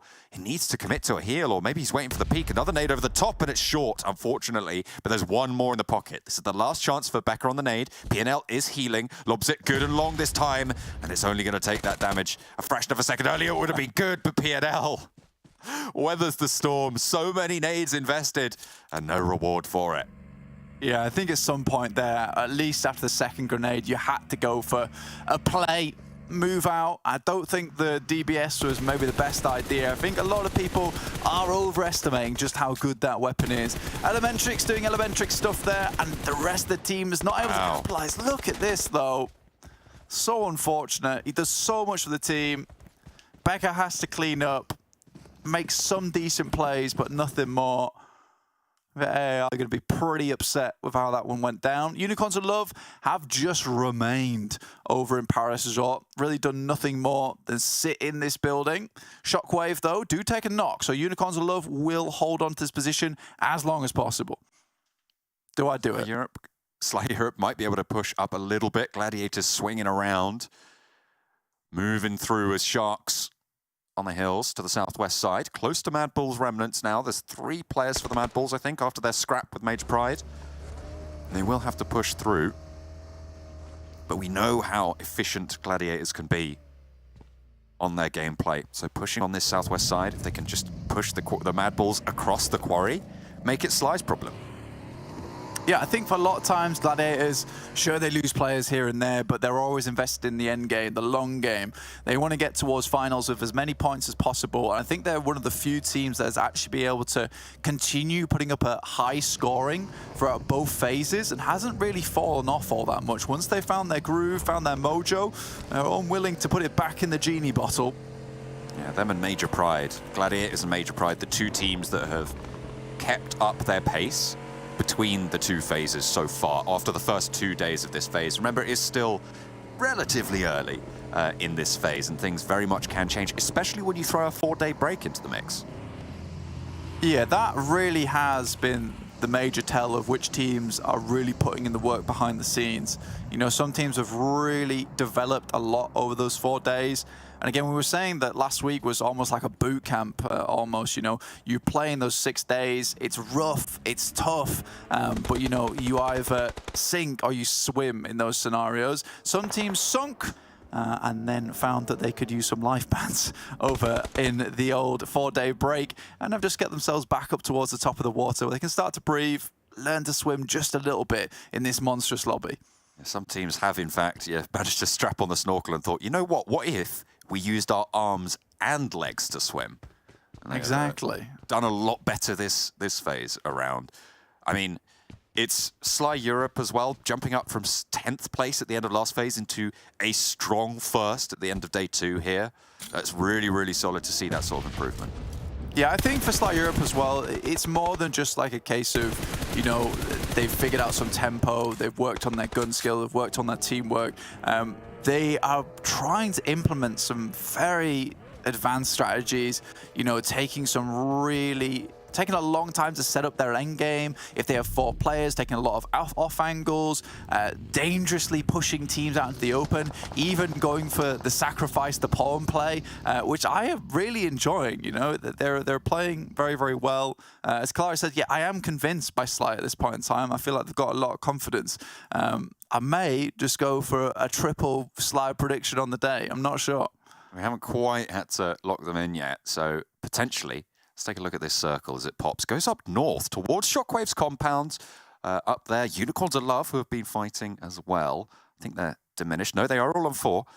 So they have got that northern side. Gladiators have spread out strong on that western edge. Dagestan as well, with a nice little slice here. And Sly might be curtailed, but it's VIRTUS.PRO slap bang in the middle. Again, I'm not a fan of VIRTUS.PRO slap bang in the middle, mate. I'll tell you that now. It's not gone well. It's not gone well in the past. But, you know, things can change, but I don't believe in them. That's fair. That is fair. VIRTUS.PRO currently operating with all 4 players alive. I've got some noisy neighbors, but Avalanche are going to be backed off single. Shoes away from the door, stands in it. A looming presence, and PNL is backed off. Right, then whilst I do this segment, you can get your prediction in, lad, whilst we wait for this to continue. VIRTUS.PRO in the middle. MADBULLS down towards that south side, trying to push straight past Sly Europe. Fleek, I think, in one of the vehicles with them, sends to the side of VIRTUS.PRO, opt to share this compound. It's actually a pretty bold move from them as well. I like this a lot. Nades can definitely be traded back and forth between MADBULLS and VIRTUS.PRO. MADBULLS have that resupply that they were able to get off Major Pride, who they took down earlier. Gladiators playing a 3-1 split right now. Yeah, they definitely, okay. They know there's a player here. Meku's all the way up to the north, waiting for these snakes. Kitsune managed to pick up that elimination, and Cave will go down. They stayed out in the blue for far too long and kind of went down to it. They just didn't have the meds to sustain after investing them in the engagement that they were involved with earlier. Yeah. Gladiators really amuse me as a team because they're probably one of the most successful paranoid teams I've ever seen. They are so worried about getting caught up by some player in the back. I do really love to see it. You going for Gladiators? Respect it. You're the Gladiators fan. You're a Gladiators fanboy. 100%. I really am. I really am today. 3 predictions. So far, they've let me down once. You had 2 yesterday. I did. I can't. You know what? I like them. You know. You really do. You had 3 on the last day of phase 2. Oh my god, you really love this team now. Let's think about it. I just like the team. What can I say? Fair play, fair play. You trust in them, and hopefully that John trust will break through and give them the ability they need to survive. Black actually makes it in to the circle. They know he's there as well. That's the thing, Meku. You could see him. He's so aware of this. He's evil. He's really evil. Oh, it's a compound finish. I think Kalara is actually predicting to MADBULLS. It was a bold move from them to send towards this compound, but it could work out, actually. You know, I actually like the prediction on that. The 3-player prediction special. It's something that you have finessed yesterday. I mean, you know, it doesn't always mean that you lose a game just because you got 3 players, you know? Exactly. That's what you did last. Yes. Especially when you got a compound like this, you don't need to have all the angles covered. It just helps when you get crashed upon. And I think with VIRTUS.PRO also being here, you have a little bit more room to work with, particularly because VIRTUS.PRO acts as almost like that bodyguard, right? That's the big thing. Shockwave up towards the northwest side. We'll have to get a groove on at some point. Gladiators still on that paranoia game, waiting for Black to show his face. Oh, Beast. Oh, no, Limbo Boom. Just a fraction of a second off there on the timing for Beast to peek out from that door frame to be visible. Black is still there, and I wonder if Gladiators... No, they don't. Matic takes a knock. Meku and Tixi immediately responding here. They know they cannot afford to lose this player. They're even suppressing the sides of this rock. They know that they can't let Black peek out, and they will be able to... Actually, no, hang on a minute. It's Trazen. Saves the life of a Gladiator there. Matic can crawl out and around, but the blue zone is pushing. I think they're going to need to maybe even carry him and run on in. Yeah, I mean, it's kind of curious that the Shockwave didn't actually take any more shots up towards Gladiators, considering that they were out in the open, but I think Shockwave may have just had that side swipe onto them. Unicorns of Love trying to push in, Dagestan making a good move, but Shockwave sending directly over towards this area, and Unicorns of Love have a different team to deal with now as Dagestan starts to slowly move forward. Keep does get knocked, though, in the process. Unicorns of Love continue to move through. Shockwave take nade damage from Mihi. 2 knocks as he breaks out that side swipe. Unicorns of Love starting to turn up the heat now here on Sanhok. Mihi with more nades in hand. As Dagestan are struggling, sure, the forward position has gone down. Swave is there, but there is still an answer, and Zero turns it up as well. Huge shift up to the northern side now, as this is going all-out warfare. Swave, Rezable, Dagestan flagging. Finally, Unicorns of Love get something good done. Shifu still sending nades over the top, looking to 1v4 over towards Sly Europe. I don't think that's going to go too well for you, pal. See? He's going straight on in, hops out, does get knocked almost immediately, and Meku wants to get this confirmed, but no, they lose Tixi on a little bit too far forward crash. They just don't know the positions here. Kitsune has a side angle from the MADBULLS to worry about as well. Trazen trying to keep the teammate up. Meku around the side, knows there's a player pre-firing the corner, goes down though, and Gladiators just coming apart at the seams. This is another wild crash that we've seen from them far too often for my liking. Trazen is going to get burnt away by that Molotov, though, and that is going to be difficult to deal with. Forced out, no, not going to spread. Kitsune with the backstop. Matic around the tree, won't be able to get a lot of damage, but there is a volley answering time and time again. Kitsune, where are you? He needs your help. Oh my God, goes down, and he's still going. How on earth is Tracer alive here? Kitsune, you need to turn up, but it's just not happening. Right up into the rock, a nade in hand, and that is going to be too much, but Unicorns are here. Looking down towards Kitsune, last alive, Matic bleeding out at a rapid pace as well. Unlikely Kitsune is going to be able to get him back up again, and Unicorns of Love are actually getting a good spread on this northeast side, looking to make their way in. Unlikely faces here towards the end of the game. MADBULLS, though, still going strong. And you know what? Again, I said I like that pick from Kalaris. I think he's outsmarted all of us here. AB, Dagestan are done for. So you and Janiro, not happy about your predictions here, but mine is very much tentative right now as Gladiators cower behind the rock. Nades can roll down, but Unicorns probably have used quite a lot of their utility. I mean, sure, there's a lot of resupplies up there, but there's only so much you want to be carrying in. And I wonder how much they want to invest here when they know the crashes that matter are still to come. Look, Zero, dry as a bone on this, but has to push in. Similarly, Dry Beast has gone down, and Matic and Kitsune playing up close. One knock on the close range. The Molotov is there to burn them out, and the swing out is not good. Zero falls, and look at the play coming through from Matic. Not going to be able to hold out against Mehi, but the blue zone envelops. Gladiators fall, but Unicorns also will struggle to move further. They're such an insane team. They're an insane team. And I don't mean that in the good way. Some of their plays just make absolutely no sense. Then sometimes I'll see Unicorns of Love do things that mystify me in a good way. So, you know, we've got one thing in a bad way that shouldn't, and one thing in a good way that should. It's just really, really strange to me. So I hope Unicorns of Love can continue some of these interesting plays that work out and stop these crazy plays that just make no sense. Gladiators were going to be forced in at some point. You had a 4-player squad. You had a real chance at that chicken dinner. And now you've thrown it all away. VIRTUS.PRO, though, with 4 players, huddling in the shack. Come on, guys. Mandarin definitely doesn't know there's a player here. There's 2 players from Sly on this hillside. PNL, he's going to have to take... He's right next to him. He's literally there. Hello. Reflect, how on earth did you not see him? What is going on? PNL should be dead right now, but he is not. And Sly dropped the ball in a massive way. VIRTUS.PRO trying to move out, and a duo from MADBULLS. They're right on the edge of the circle, but VIRTUS.PRO struggle. PNL from up top. I mean, give him the chicken dinner at this stage. He deserves it for that. Man, someone got on a landline to Sly because they obviously did not see that one coming. Again, VIRTUS.PRO, I don't know what more to say. It's just mad plays time and time again. MADBULLS realised they had to move out, and for good reason. This position that currently VIRTUS.PRO are trying to leave from is so uncovered coming out from the blue, and VIRTUS.PRO is struggling because of it.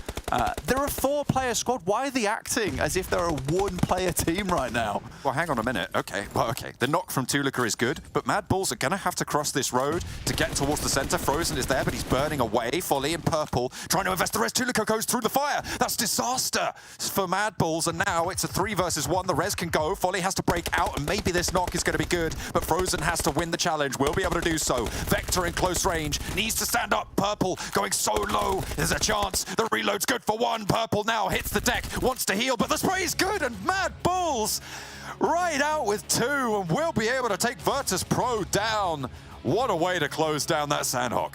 A real deserved win right there. MADBULLS made some incredibly dangerous decisions and just showed why they play the way they do, right? Because they are so confident in their ability to win these games. And a lot of times, this team is just primal power.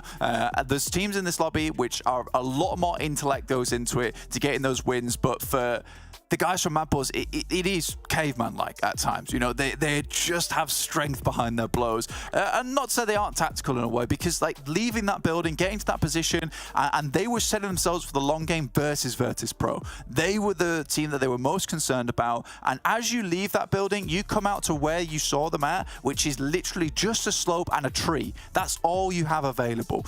So for VIRTUS.PRO, there's practically no cover, and it was like shooting fish in a barrel for MADBULLS. Obviously, that Molotov did kind of slow things down just a little bit, but I don't think VIRTUS.PRO deserve to win that game at the end of the day. Anyway, I'm very happy that MADBULLS are able to clutch it out.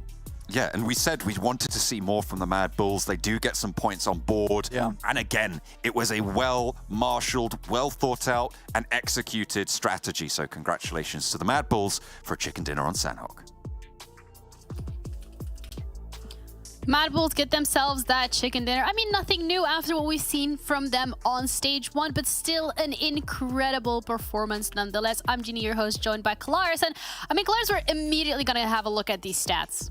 Yeah, a team that we could only imagine should be getting more wins here to start off the phase, and now is able to actually get one properly converted. And they made a very important move in this game, which for me, I always talk about these mad dashes to try and get yourself to a middle location if you're maybe one player down, or even if you're 4 players, it doesn't really matter. The point is that the send that they make to get to that left side of the compound where VIRTUS.PRO is, it's a potentially game-winning move. Sure, you might arrive and you might get gunned down and might get destroyed. However, the fact that they are so far out of a central location on Sanhok, and then to be able to make that send is imperative if you want any hopes of being able to win a game like this. So for MADBULLS, that move alone was a winning play to get them the win eventually. Absolutely. Strategy coming down to a T, and a great execution from MADBULLS as well. But also make sure that you guys follow us on the socials if you want to know, because that would be a great execution of any plan you have, because thanks to the socials, there is going to be the possibility to enter the giveaway, because we are giving away a couple of skins. Make sure that you leave your DMs open so that Max can actually reach out to you and let you know if you have won a skin. Oh no, Max? We're getting some new... Yeah.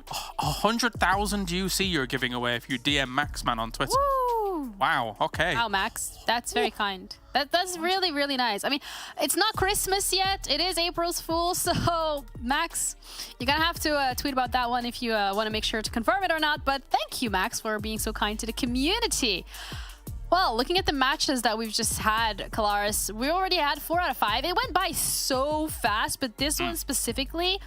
I mean, MADBULLS on top, and the thing that I really want to highlight here is Unicorns of Love and Avalanche have managed to get themselves placement points and 11 elims for UL. Yes, that is true. Okay, where do we begin? PNL, obviously, for Avalanche, really putting in a lot of work towards the end. In fact, a double dink with the DBS. I'm all about that. Yes, please. More on that, please. But Unicorns of Love, there was once a lifetime where this organization was actually very good at Sanhok, and even this a lot of these players in a previous iteration way back when they were Destiny or Big were also very good on Sanhok. They really didn't gain traction just yet in this season. However, this is a step in the right direction. You then get kind of caught on the edge and then go down overall, but this is decent points. I would like to see more of it, please. It's a good start. And you know what's going to be an even crazier start? For the first time here at PMPL EU, we're going to be comparing MADBULLS to Unicorns of Love, because Unicorns of Love are the second team. And Unicorns of Love not only did more damage, they had more limbs and more assists. Yeah, I mean, they were sweeping the edge of the circle north and then kind of northeast very, very well from where they were coming in from. And I think for a lot of the teams that they were going up against, the interesting thing is that if you are still 4 alive on Sanhok, the chances are, coming into some of those final circles, you're going up against a lot of wounded teams. That is the nature of Sanhok. You're occasionally losing one person here, one person there to be Snakes or something like that. But to start things off, Gennaro, there was so much hot dropping. Boot Camp and Paradise Resort, these fights, they hurt both teams in both scenarios. I mean, hot dropping is like Max's favorite thing to do, and he always says that he loves seeing it. He absolutely does. But also one thing that I want to bring up when it comes to Sanhok specifically is that we said the way that SHOCKWAVE executed the first Sanhok that we saw of the day was very, very good in terms of their rotations, in terms of staying within the circle, sweeping around the sides. But this time around, SHOCKWAVE didn't really find that same success. Yeah, getting caught out in some of these spots as well, as you saw DBS taking them out eventually from Kitsune. And actually now we're looking at more DBS. It's just the greatest gun in the game. I love it. But yeah, for SHOCKWAVE, I mean, it's petered off a little bit, but I think they can probably even rest on their laurels of the fact that they got 30 points in one game. Like, that bumps up their averages for today, I suppose, even though there is still quite a bit of work to do. And that final moment, by the way, for MADBULLS to be able to get that was a vector to finish things off against VIRTUS.PRO, who were very bottled up. So, gotta love that as well. Gotta love it indeed, but also gotta love the fact that, again, it's been a little bit more of a rotation in terms of the teams that are finishing on the top. We've said it like earlier today, it was a lot of Major Pride, we saw Shockwave, Sly, Dagestan, but now it's MADBULLS, Avalanche, Unicorns of Love. Who would have thought? Not me. Yeah, it's been quite a change. I mean, you say not you, but you're going through Dagestan predictions quite a bit here. Yeah, listen, I was a Dagestan fan at the European Cup, and especially a Shifu fan. I mean, the guy got MVP of the tournament for a reason. But looking at the map performances, however, on the next map, which is going to be Erangel, Gladiators are looking good, MADBULLS are looking good, Sanhok, everybody's looking good. Yeah, this, I mean, we brought it up on the previous Erangel, right? Like, who do I think is kind of the kings of Erangel? And it definitely is MADBULLS and the way that they're able to perform things. This will give them a tip in the right direction to start off Sanhok just before an Erangel, unless they're not in this game. Now that I say that, I always get caught by this. No, they should be in this game because they were in Group B. So we'll see how it goes. But you look at the other names that are there present and they're strong in Erangel. You got the two French teams, GameLord and Shockwave, have also shown great performances on Erangel. So I'm hoping that, you know, the French can continue on Max Man's revolution. Yeah, Max is really happy about that. He's like cheering for you guys, which is really sweet and very cute. But we're now also going to have a look at the overall standings because we're going to see how last game has impacted everything. Sly, you're still on the top, 79 points in the bag, 66 for Gladiators. MADBULLS slowly making their way up. But this is a very different look from last week, and I am absolutely here for it. Yeah, considering as well for MADBULLS, obviously they were usually seizing the top spot. It has been slower this phase, right? But the fact that they get these 20 points on the board bumps them up very nicely. And no one team in particular was really sponging massive amounts of points up over these 2 days. Even though Slice's on 79, everything else has been spread out relatively evenly. So for MADBULLS, just that one extra pump up has been able to move them up nicely. Yeah, and when we're looking at the bottom of the table, I mean, Unicorns of Love getting those points on the board, absolutely very important, just to, you know, further push themselves up the ranking. Again, there is going to be a Vikendi at the end of this stage, and we saw what MUERTE was able to do in terms of securing themselves 12 points on there. So it's not really something to kind of like, you know, sniff your nose at. Definitely gonna have to be in that contention for Vikendi at the end of the stage, but we're not gonna be in contention of the next map, and we have John and Blank to walk us through it. Thank you very much. We're going to be getting into another helping of Erangel for the last map of the day. John, with me, Blank. We're going to be having a great time here. Sly Europe have laid down the gauntlet for first place, 79 points. Gladiators, they need 13 to catch up. Yeah, it's going to be a little bit difficult for some of these other teams to kind of catch up if they're towards the bottom end, because it has been a real vacuum at the top, sucking up all the points at the moment. It's been nice to see some of the names really staying true towards the top side of that lobby. Obviously, MUERTE being one of the ones that has really fallen off recently. I still think they're a good team. I just think that some of these decisions they're making are more akin to the fact that they think they're a real big dog in the lobby. And again, everyone here is very, very tough. So you still need to be making these tactical decisions. You can't just pull a Mad Bull and go full Super Saiyan at the end of the game, as you just mentioned, John, off screen. But yeah, so I think that looking at some of these teams at the moment, I'd like to see Gladiators breaching towards that top spot, considering they had a rough time at the start of phase 1. I think they've really brought this in and had like quite a unique play style in this game, John. Yeah, you called them paranoid in that last game, and I think that it's kind of true, right? They definitely like to stay on the back foot, scout out their back angles, and in a sense, it's not a bad thing at all, right? It's seen them relatively safe, right? They're one of the teams that kind of just doesn't get backstabbed all that much. In most scenarios, they're keeping an eye out. This is an interesting cut. I imagine it might be, speaking of the Gladiators, the backup drop onto Ferry Pier here for them, but they might have contest, especially with the kilter of this plane path. Yeah, we might see Dark Project head down towards Primos side and Gladiators in fact Ferry Pier, but we'll see how that actually happens and goes forward. But yeah, this really does cut off a lot of this area towards the top side of the map, towards Georgia Pole. This is going to be a little bit more rough to get to. Obviously, there is a pretty easy rotational path up this side, so you might see teams actually opt to head up there in the first place, just because they know it's probably going to be clear. There's vehicles along the way to pick up, but I don't think this is going to pose too many teams, too many problems. Major Pride obviously heading down towards Nova Rep Noia. But yeah, I'd like to see a good game out of MUERTE. Just one good game at that halfway point of the weekend. Ooh, okay, that western rotation you were talking about just got a whole lot more valuable, Blank. I mean, George Paul right now, prime real estate, a hard west circle is on the cards here with Gatka still in there. It's going to be pretty tricky for a lot of these teams who have dropped out on that eastern edge. Yeah, a massive amount of water as well still in this one. AR Esports losing a player, trying to get up towards Gatka. A lot of times they're able to comfortably get in there, but we know there's a big roadblock just underneath the side of Potato Hill. KONINA Power actually going head-to-head versus Dark Project. I said that the Dark Project would be dropping here, and KONINA Power usually are hot on the heels of Dark Project a lot of time wherever they are dropping. So KONINA Power does get the jump on them. But on the flip side, Dark Project able to take down one of the KONINA Power players as they did split drop. Both these teams did the same split drop. Instead, Dark Project moved 2 out towards where there was 1 from KONINA Power, and I think there were 3 from KONINA Power over towards there were 2 from Dark Project. So the numbers advantage won out in both scenarios. Unfortunately, though, they both lose a player, so it's the same result either way. Yeah, and with Dark Project being locked into the south side of Primorsk, you know, you'd expect a regroup now from Dark Project, and I'd kind of expect a bit more of a push coming through from KONINA Power. Perhaps they're looting up a little bit more, but they know that players will be regrouping with the rest of their team very soon, and if they can take advantage of this 3v2 now, it'll make the rest of their game much easier as they'll clear out a lot of space down towards this south side. Right now, Shockwave rotating through the river itself. Okay, head up towards North George. Could work. You know there's going to be a lot of competition for vehicles around your drops. You just grab a boat and you get down towards George. I mean, I like it. I can't really fault it. You know that Northern Shore is going to be very dry as well in terms of the players because of the way the plane path fell. So that western edge, a lot safer. Yeah. Go off, I guess. You're getting out into a location, like you say, that is just unpopulated. There aren't many people taking shots at you. You take this rotation. You don't have a vehicle right now, but this was comfortably sits 4.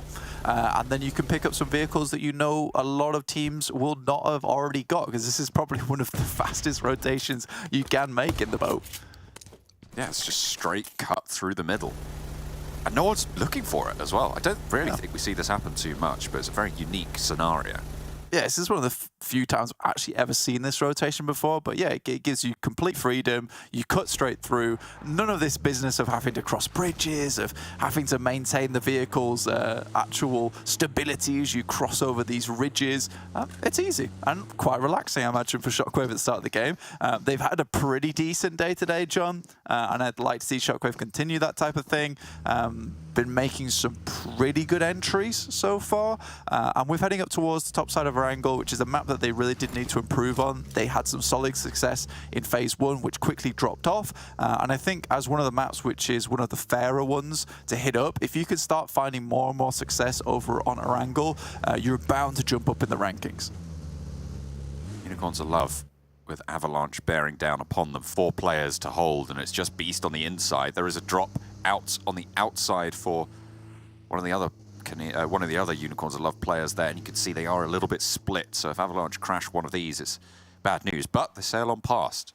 Don't really want to stop off here, and why would you? It's not in the next circle. Looks like they want to head north of the river to make their rotation in and potentially try and push in past Shockwave. Could make something like that happen. I mean, again, Shockwave is going to be pretty careful on this one. I didn't like what Shockwave did on the last Erangel, which was covering their bases but covering them loosely before they regrouped. Obviously that worked out for them because they were quite quick to rotate in a cluster down towards the south side and capitalizing on the top of all the chaos going around the map. Not an easy rotate for them by any means, but still getting something good done. Gladiators down towards, I think he thinks it's some kind of trebuchet that's going to send him towards the north side of the map, but just about gets that bad boy off there. Gladiators down, stunt it, you know. Exactly, dude. Parkour on the vehicles. Gladiators down towards Ferry Pier. I know you love that position, John. If you don't predict them now, I'll be very disappointed. Wait, who am I predicting? Gladiators. Oh, yeah. Yeah, the Ferry Pier play. Yeah, for sure. It's true. Yeah. It's a massive buff. It really is. It's like they get some kind of boon from this position. I don't know why. Just 2 good. 3 good, in fact. On Ferry Pier, though, they might have to hold off against Cave, who are making their rotation. See if they can stunt it. or if it will be stunted by Gladiators on the far side.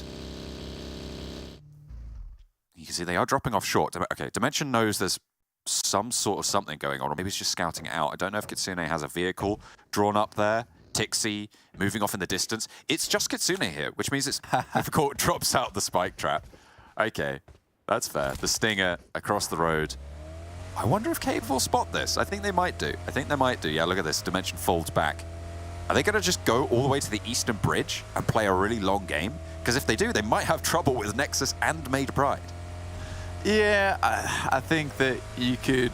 That's fair. It's going to be real difficult, right? So, actually heading through that bridge is going to be nasty. And I think if you do make this... Oh, there's a lot of vehicle carnage going on for Cave's side at the moment. I think this vehicle's actually a bit problematic more than anything. You take a quick inspect, pull up the hood, check what's going on in there. But yeah, if they make that rotation over towards the eastern side, I think they can wait out comfortably a little while. I think Nexus is not going to sit in the blue all day long. They know they need to get a move on. So just by the way these rotations will have to come out from some of these eastern teams, I think Cave is hoping that, yes, they'll be in the blue longer than most, but at least they're not going to get absolutely torn to bits on their rotate across the bridge. Trazen took a lot of damage there. They think he's by this wall, but Alicia gets the wrong end of it, unfortunately for them. Tati looking out those windows, and Trazen's feeding this information back. Knows there's players on these windows, and Shockwave, remember, they rotated in very, very early. Avalanche have come in a little bit later on to North George. Seems to starting to flow on through. Cave are going for a late rotate. Okay, so look at Cave on that south side blank. They have actually opted to go on that west bridge. Yeah, hoping that Gladiators will win. I think they heard some fighting going on between Nexus and Major Pride and decided, you know what, we'll just take the L on that side, especially with this circle. You'd imagine that anyone that's holding on the West Bridge would be more concerned at this point in time with getting in towards a nice spot within the circle itself. Major Pride still zooming around, gonna get something done, but Nexus currently so far have a real chokehold on this position. Trazen finally gets knocked on the north side in the meantime. Shockwave isolate 3 back down to the south shore of Georgia Pool. They will all have to move south, so no point fighting for that north. Effect, very difficult to res here, but Nexus just maybe keeping themselves out in the blue for too long. They have so much ground to cover right now, and you've already taken down 1 from Major Pride, gotten a knock. You know that they're going to be really far behind. Not too sure what's going on here. Have they just sacked off 2 vehicles in a row? Okay, no, there we go. But Creepy needs a correction there, just rolls it over. Uh-oh, okay. We're sorted. It's okay, don't worry. Everyone's on the road. You know what happened, I think the buggy was trapped in the floor. Oh, that yeah. would make the most sense to me, and that's why they had to ram it with the dash. You had to go back and find somewhere else to get out of the ground. Quick thinking, to say the least. Gladiators heading down towards the south side of Quarry at the moment. Exo Machina tries to take some shots. I think Major Pride pretty much done at this point. But you know who this does benefit? Is MUERTE, more than anyone. So many times MUERTE has had to deal with this Nexus rotate that just happens so close to them. It's practically the same rotation they both make. So with Nexus still down here, MUERTE's actually had free reign, and it's forced them to tunnel vision, not on Nexus, but tunnel vision on winning the game. And I'm okay with that. That's what you want to see from MUERTE. They topped the tables last week, but now they are sat in a measly 15th place overall after almost 2 days of play. It ain't good. That's understating it. VIRTUS.PRO with a challenge in Shockwave. Trazen did go down, remember, from that North George engagement. As Off-Haze wants to put bullets through the window and do the dirty, but Purple down first, and Aza does not go down, neither does SnowX. They get that knock onto Off-Haze, and Purple falls as well. Really good hold here for Shockwave against VIRTUS.PRO, who have been lacking luster in this phase so far.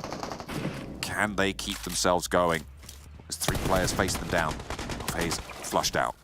Yeah, VIRTUS.PRO just play scared. They don't play as a unit either. They're not happy to just send in as a full squad. I think that there's some miscommunication going on there. I can't say for sure, but it doesn't feel like they're all lined up on the same page. A lot of times reading different lines at this point. So I think that VIRTUS.PRO need to figure something out, or at least have one decision maker and then just commit to that decision. As long as that decision isn't just, all right, guys, let's just stay put. For how long? Don't you worry about that. All game, no move. Terminus does get knocked. You can see on that minimap on the top right that Major Pride are being allowed across the bridge finally by Nexus, who realise, okay, yeah, we should probably get going now. The circle shifts out hard east on this, keeps just a bit of Gatka in there as well. Not quite the chopsticks, that was already out in the blue. But a hard shift back to the mainland means that there's all land to play. I think that right now, most teams are a bit worried about this finish. It's a nasty place to end up. At the end of the day, right? It's just all field. Oh, I don't even know what happened there. End of the day. Though. End of the today. Yes. Yes. Not good. Neither of the circle. Horrible place to be in. new film, yeah, I like it. Edge of the Day After Tomorrow, starring Tom. In the beginning.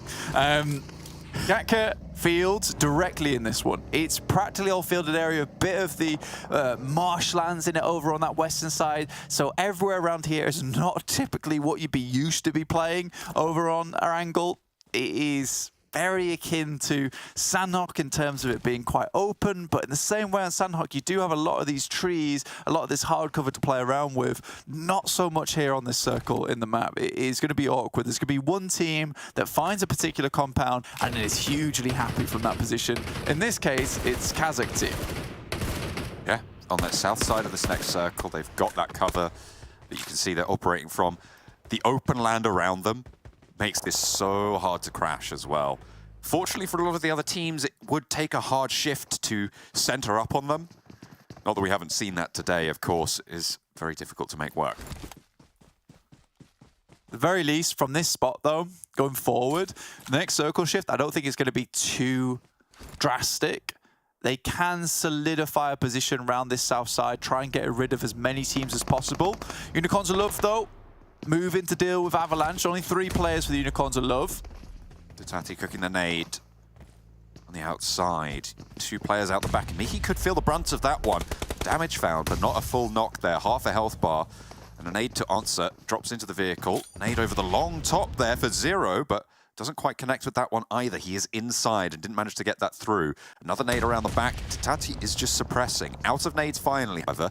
The Unicorns might be able to push in on this northern side. You can't wait too long because the zone does start to hurt and Nox cannot be gotten up in stage 4. Miki going down is pretty much spelling doom for him right now.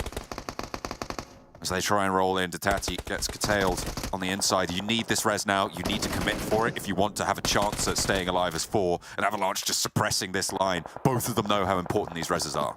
Yeah, they've got very minimal time to make this one work. I think for Avalanche, this is too late for them. They already sent players out.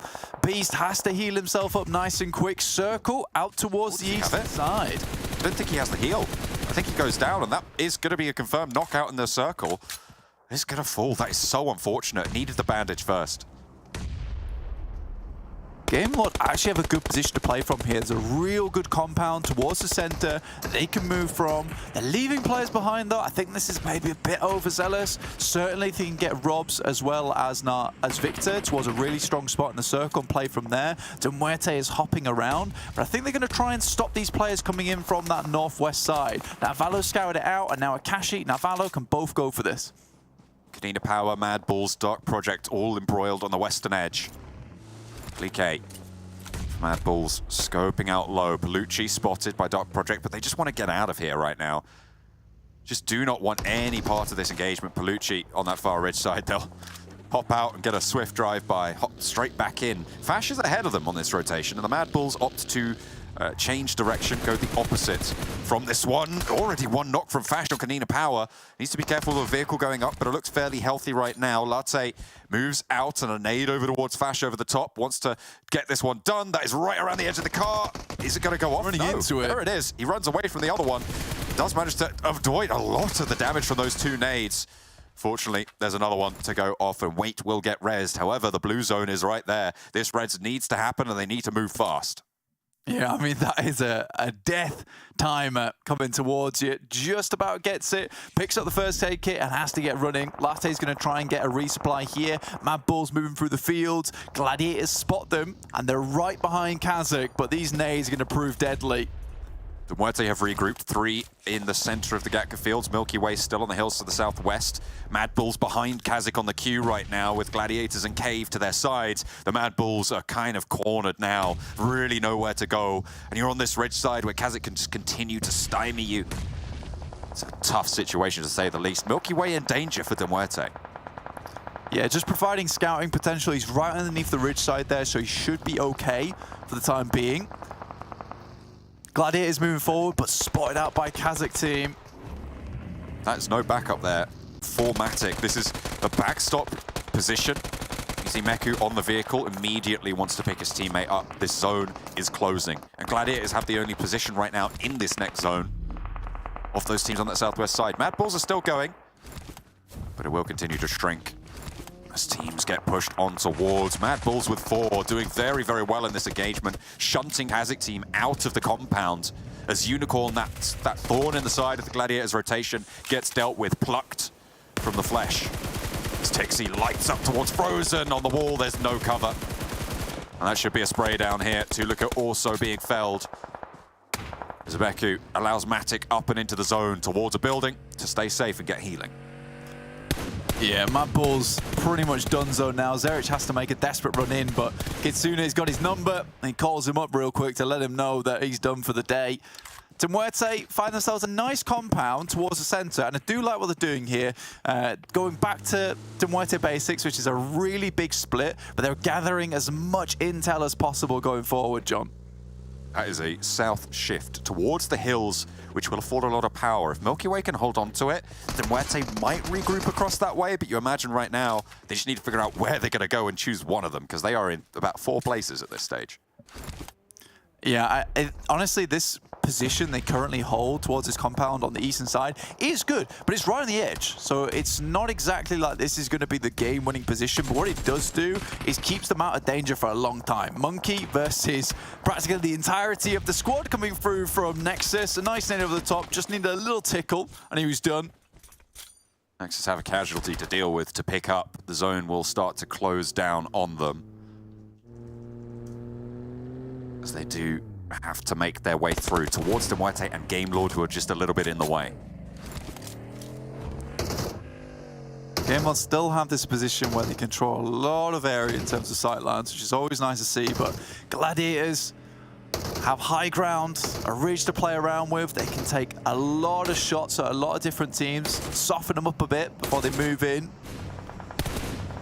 Out of render distance as well. Very hard to answer shots out their way. Trying to just damage those vehicles with slow tap fire. Blanca had to do it. I had to round out with another Gladiators prediction. It's fine.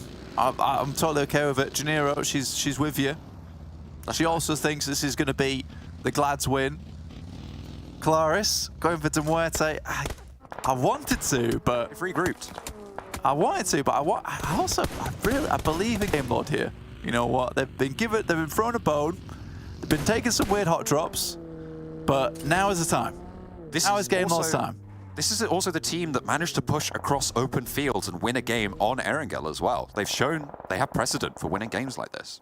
Exactly. I think MUERTE is going to be pushed out at some point, but again, you know, these fields are so unpredictable. Yeah. For MUERTE, though, this is a really nice position again to play out the next couple of minutes. It's going to afford them a lot of control, especially over towards NEXUS. You can already see that they're clearing them out easily. Yeah, there's no shot that NEXUS make it any further here. Only one player now standing for them, Doran. Only a matter of time. Those smokes on top of him give the game away.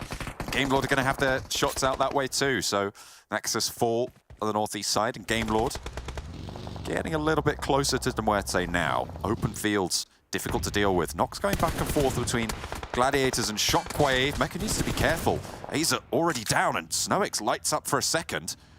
Sparking through, and Tixi is vulnerable there.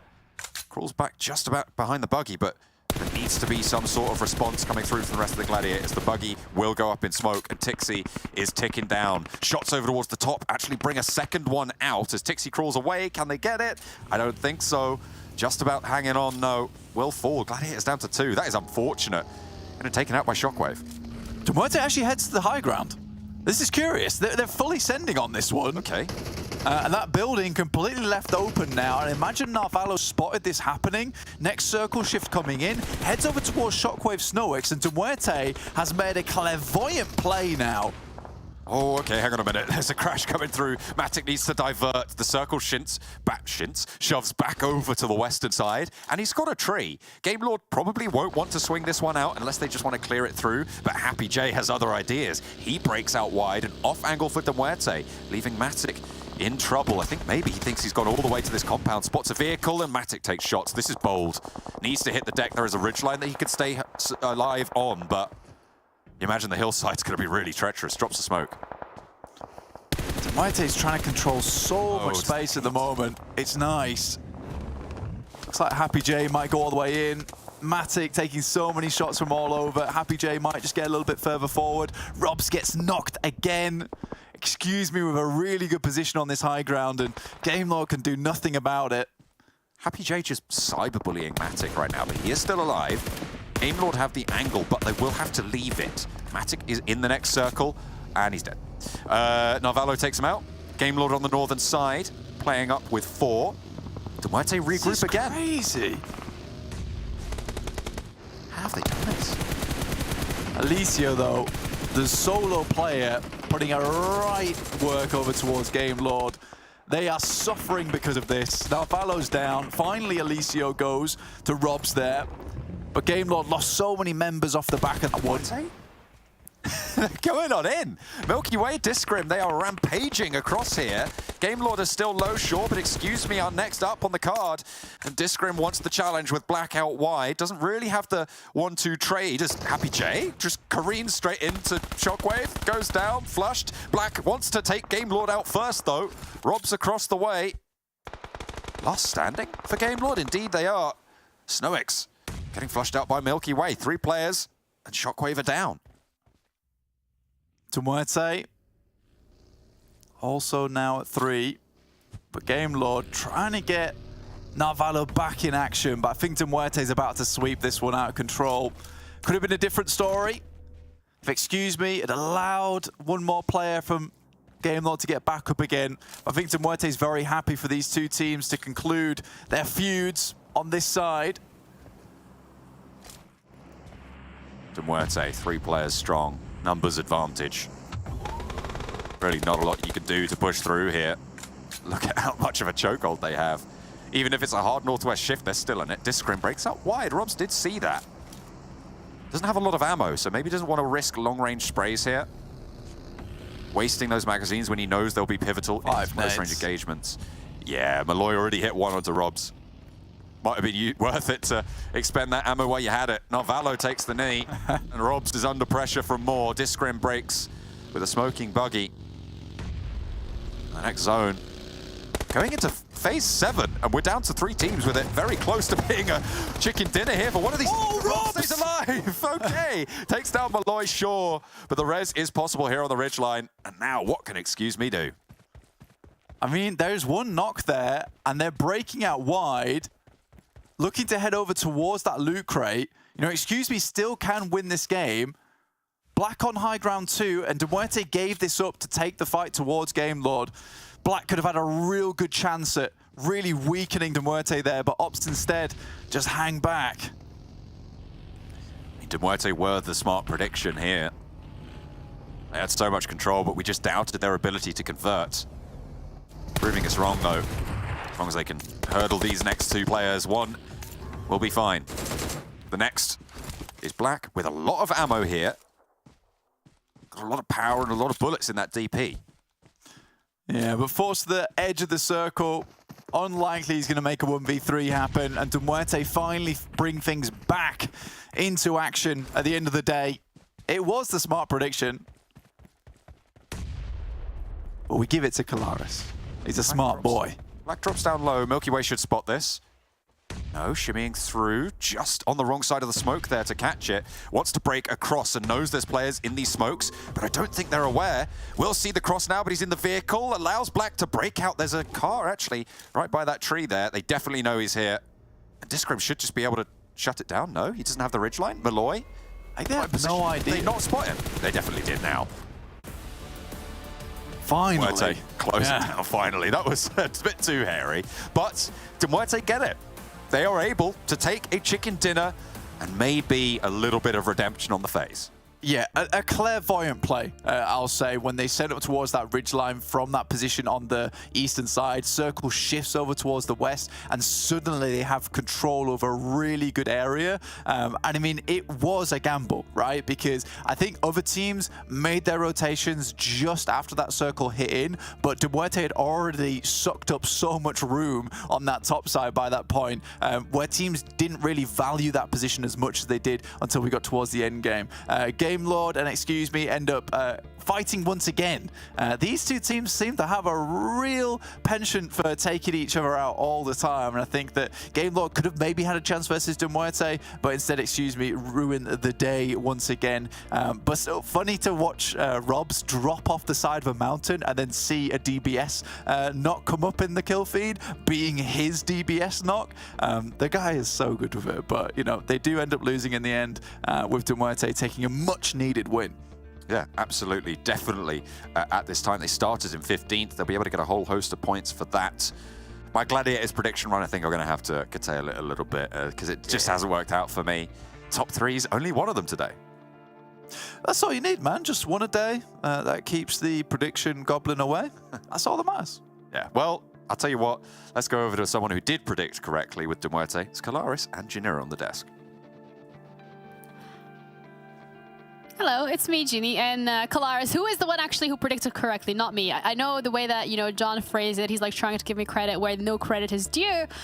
Kalaris, however, you know, you did it. You're a believer. Yeah, I am. I mean, I guess I'll talk about it for a moment. That MUERTE here, I almost felt like they should have been getting a free win off the back of this, to be perfectly honest with you. They were controlling space very well. The thing about their transition, backfilling Gladiators the way they did, is very important. Even if the circle shifts down into the fields, kind of towards their compound, if that compound's out slightly, you still can't play the fields. The reason being, those hills just overlook those fields too well for then you trying to scramble around in the fields and everyone's just going to shoot you from the high ground. So that backfill on the southwest wrap that they did, super good, super important, corralled teams into one another. A very, very mature decision from MUERTE. Absolutely. Geography. Keep that into consideration even when you are in game, because it does help you out. But also, you got to keep that energy going. You got to make sure that you got it all the way down to the end of the game. So thank you, Monster, for giving us that energy to keep going, because that also means that we have now concluded all 5 maps and we're still doing great. I'm still alive. All of the teams looked like they were still in tip-top form. But all in all, with the match ranking coming through as well, it's MUERTE, as we said, that finish on top with 9 elims and 10 points for their placements. Shockwave on second. I mean, Shockwave today as well, Kalaris, they've had a pretty good day. Yeah, absolutely. I mean, even across just 2 games alone, if we think that they got 30 points in the previous one, that's 44 points in 2 games out of the 4 that they played. I can't remember exactly how many points they got in the other ones, but it's enough to say, you know what, job well done. Yeah. So for Shockwave, I mean, we've seen them hit some of these highs as well. It just needs to be able to hit those highs consistently. And if they're able to iron that out, they could be top contenders. Yeah, absolutely. And for the match report specifically, SnowX again. I mean, this guy there's no way he's not going to be the MVP of today, because the damage and the elims that this guy is getting through today for his team, Shockwave on his back, beautiful. Yeah, and a previous multi-time MVP and Alicio showing up here, even though Avalanche really hasn't had much going their way. Still, someone like Alicio does have some power, does have some potency. We just need to see Avalanche iron things out, because right now, compared to the rest of the lobby, I feel like they're the most invisible team. We don't really talk too much about them because absolutely, we're not really spotting them, unless it's BNL doing something over on a Sanhok with a DBS. Yeah, where they were a third last time on Sanhok, but we're also looking at daily winners. So we got Dagestan, Shockwave, Slime, MADBULLS, and MUERTE. MADBULLS and MUERTE continuing that streak in terms of getting at least 1 chicken dinner a day. But I am so happy to see Dagestan, Shockwave, and Slime up there as well. I mean, it's been so diverse today, same as yesterday's Playday, Kalaris. You never know what you're gonna get. It's like a treat, you know? Yeah, very, very cool to see, especially with, again, as they say, I do feel like game 2 of the day, Shockwave's performance, that's the best single team performance we've seen in a game throughout the tournament so far, which was awesome to see. And then we follow it up with the next game where Sly all of a sudden's popping. It was, and actually it was super top heavy, right? Because it was Sly, it was Gladiators, and Major Pride in the top 3. So great day. Great day, absolutely. I mean, it was a great for Snowix as well, so I'm going to say he's the MVP here. I'm trying to guess. Yeah, we got the unity on the desk. We have decided if we're both wrong, it's going to be so funny. But the MVP of today, the most valuable players. Yo, look at us. It's like we know what we're talking about. Yay. Imagine that after having 2 banger matches. Absolutely. Yeah, the thing is that, again, I have to compliment them on the way that they played this Erangel game in particular. There was nothing afforded to them. There was no circle look. There was no kind of easy path to be able to get to here. They took the church. They were able to hold it down. It came down to the wire against Dagestan a little bit towards the end, but very, very good. And even holding off some members here in the last Erangel. So Shockwave and Erangel go hand in hand. Absolutely. I mean, looking at the overall as well, it's going to be another reflection of how these teams have played today. Starting off with Sly on top, 79 points, rocking it, followed by Gladiators, MADBULLS. I mean, you guys can read it yourselves. I know that, but I do like calling out their names because the top 3 teams, very well-deserved spots to be in. It does speak, though, to how not great the Phase 2 was from MUERTE so far that they're not in the top 8 after getting themselves a win just now. So they've moved up to 10th place here. But again, I said it at the start of the day, I feel like MUERTE just needs that spark, that ready to go. So tomorrow, I'm expecting a more powerful MUERTE coming in, similar to what we saw from Phase 1 transitioning from day 1 to day 2. Yeah, a little fuse has been lit for MUERTE, so seeing where that's going to go. I mean, a little fuse between us as well when it comes to the predictions because we're all trying to kind of out-predict each other. We then had John who went for like Gladiators 3 times in a row. That's an interesting one. I mean, that's a really good way of ending at the bottom of the leader table. Well, you know, he's got a soft spot for this team, and then he's like, I've seen them win a few games. I guess I'll go with them. Every prediction. You know, it's just John things. He does what he tries, you know? And you're on top, Kalaris. Kalaris on top. How does that feel? You beat blank. You know, sometimes I would say, oh, yeah, what a great achievement I've accomplished here. But usually this is what happens, Janiro, in previous seasons. So I'm just going to... It was a blip before in Phase 1, a blip. Yeah, just a warm-up. Yeah. You know, you always got to play those warm-up games, and then once you're actually like in the swing of things, you just consistently get the top points. Yeah, let's have a look at the socials as well. Because, again, very important to check those out to stay up to date with all the action that is taking place and is going to be taking place. There's some memes, you know, Max is trying really hard, so please do give him that follow. If he doesn't get the followers, he's out. But he's also doing a giveaway, though. Yeah, and he likes his own posts consistently. He's one of those people, so, you know. Okay, so help him out, everybody. Please. Please. Thank you. Don't forget as well, there is also going to be a survey which you can fill out. But guys, Turkey, make sure you check out that region because the competition there is fierce. So thank you guys so much for tuning in today. We're going to be back tomorrow, same time, same place. Have a good day. Have a good evening. And we're going to see you then.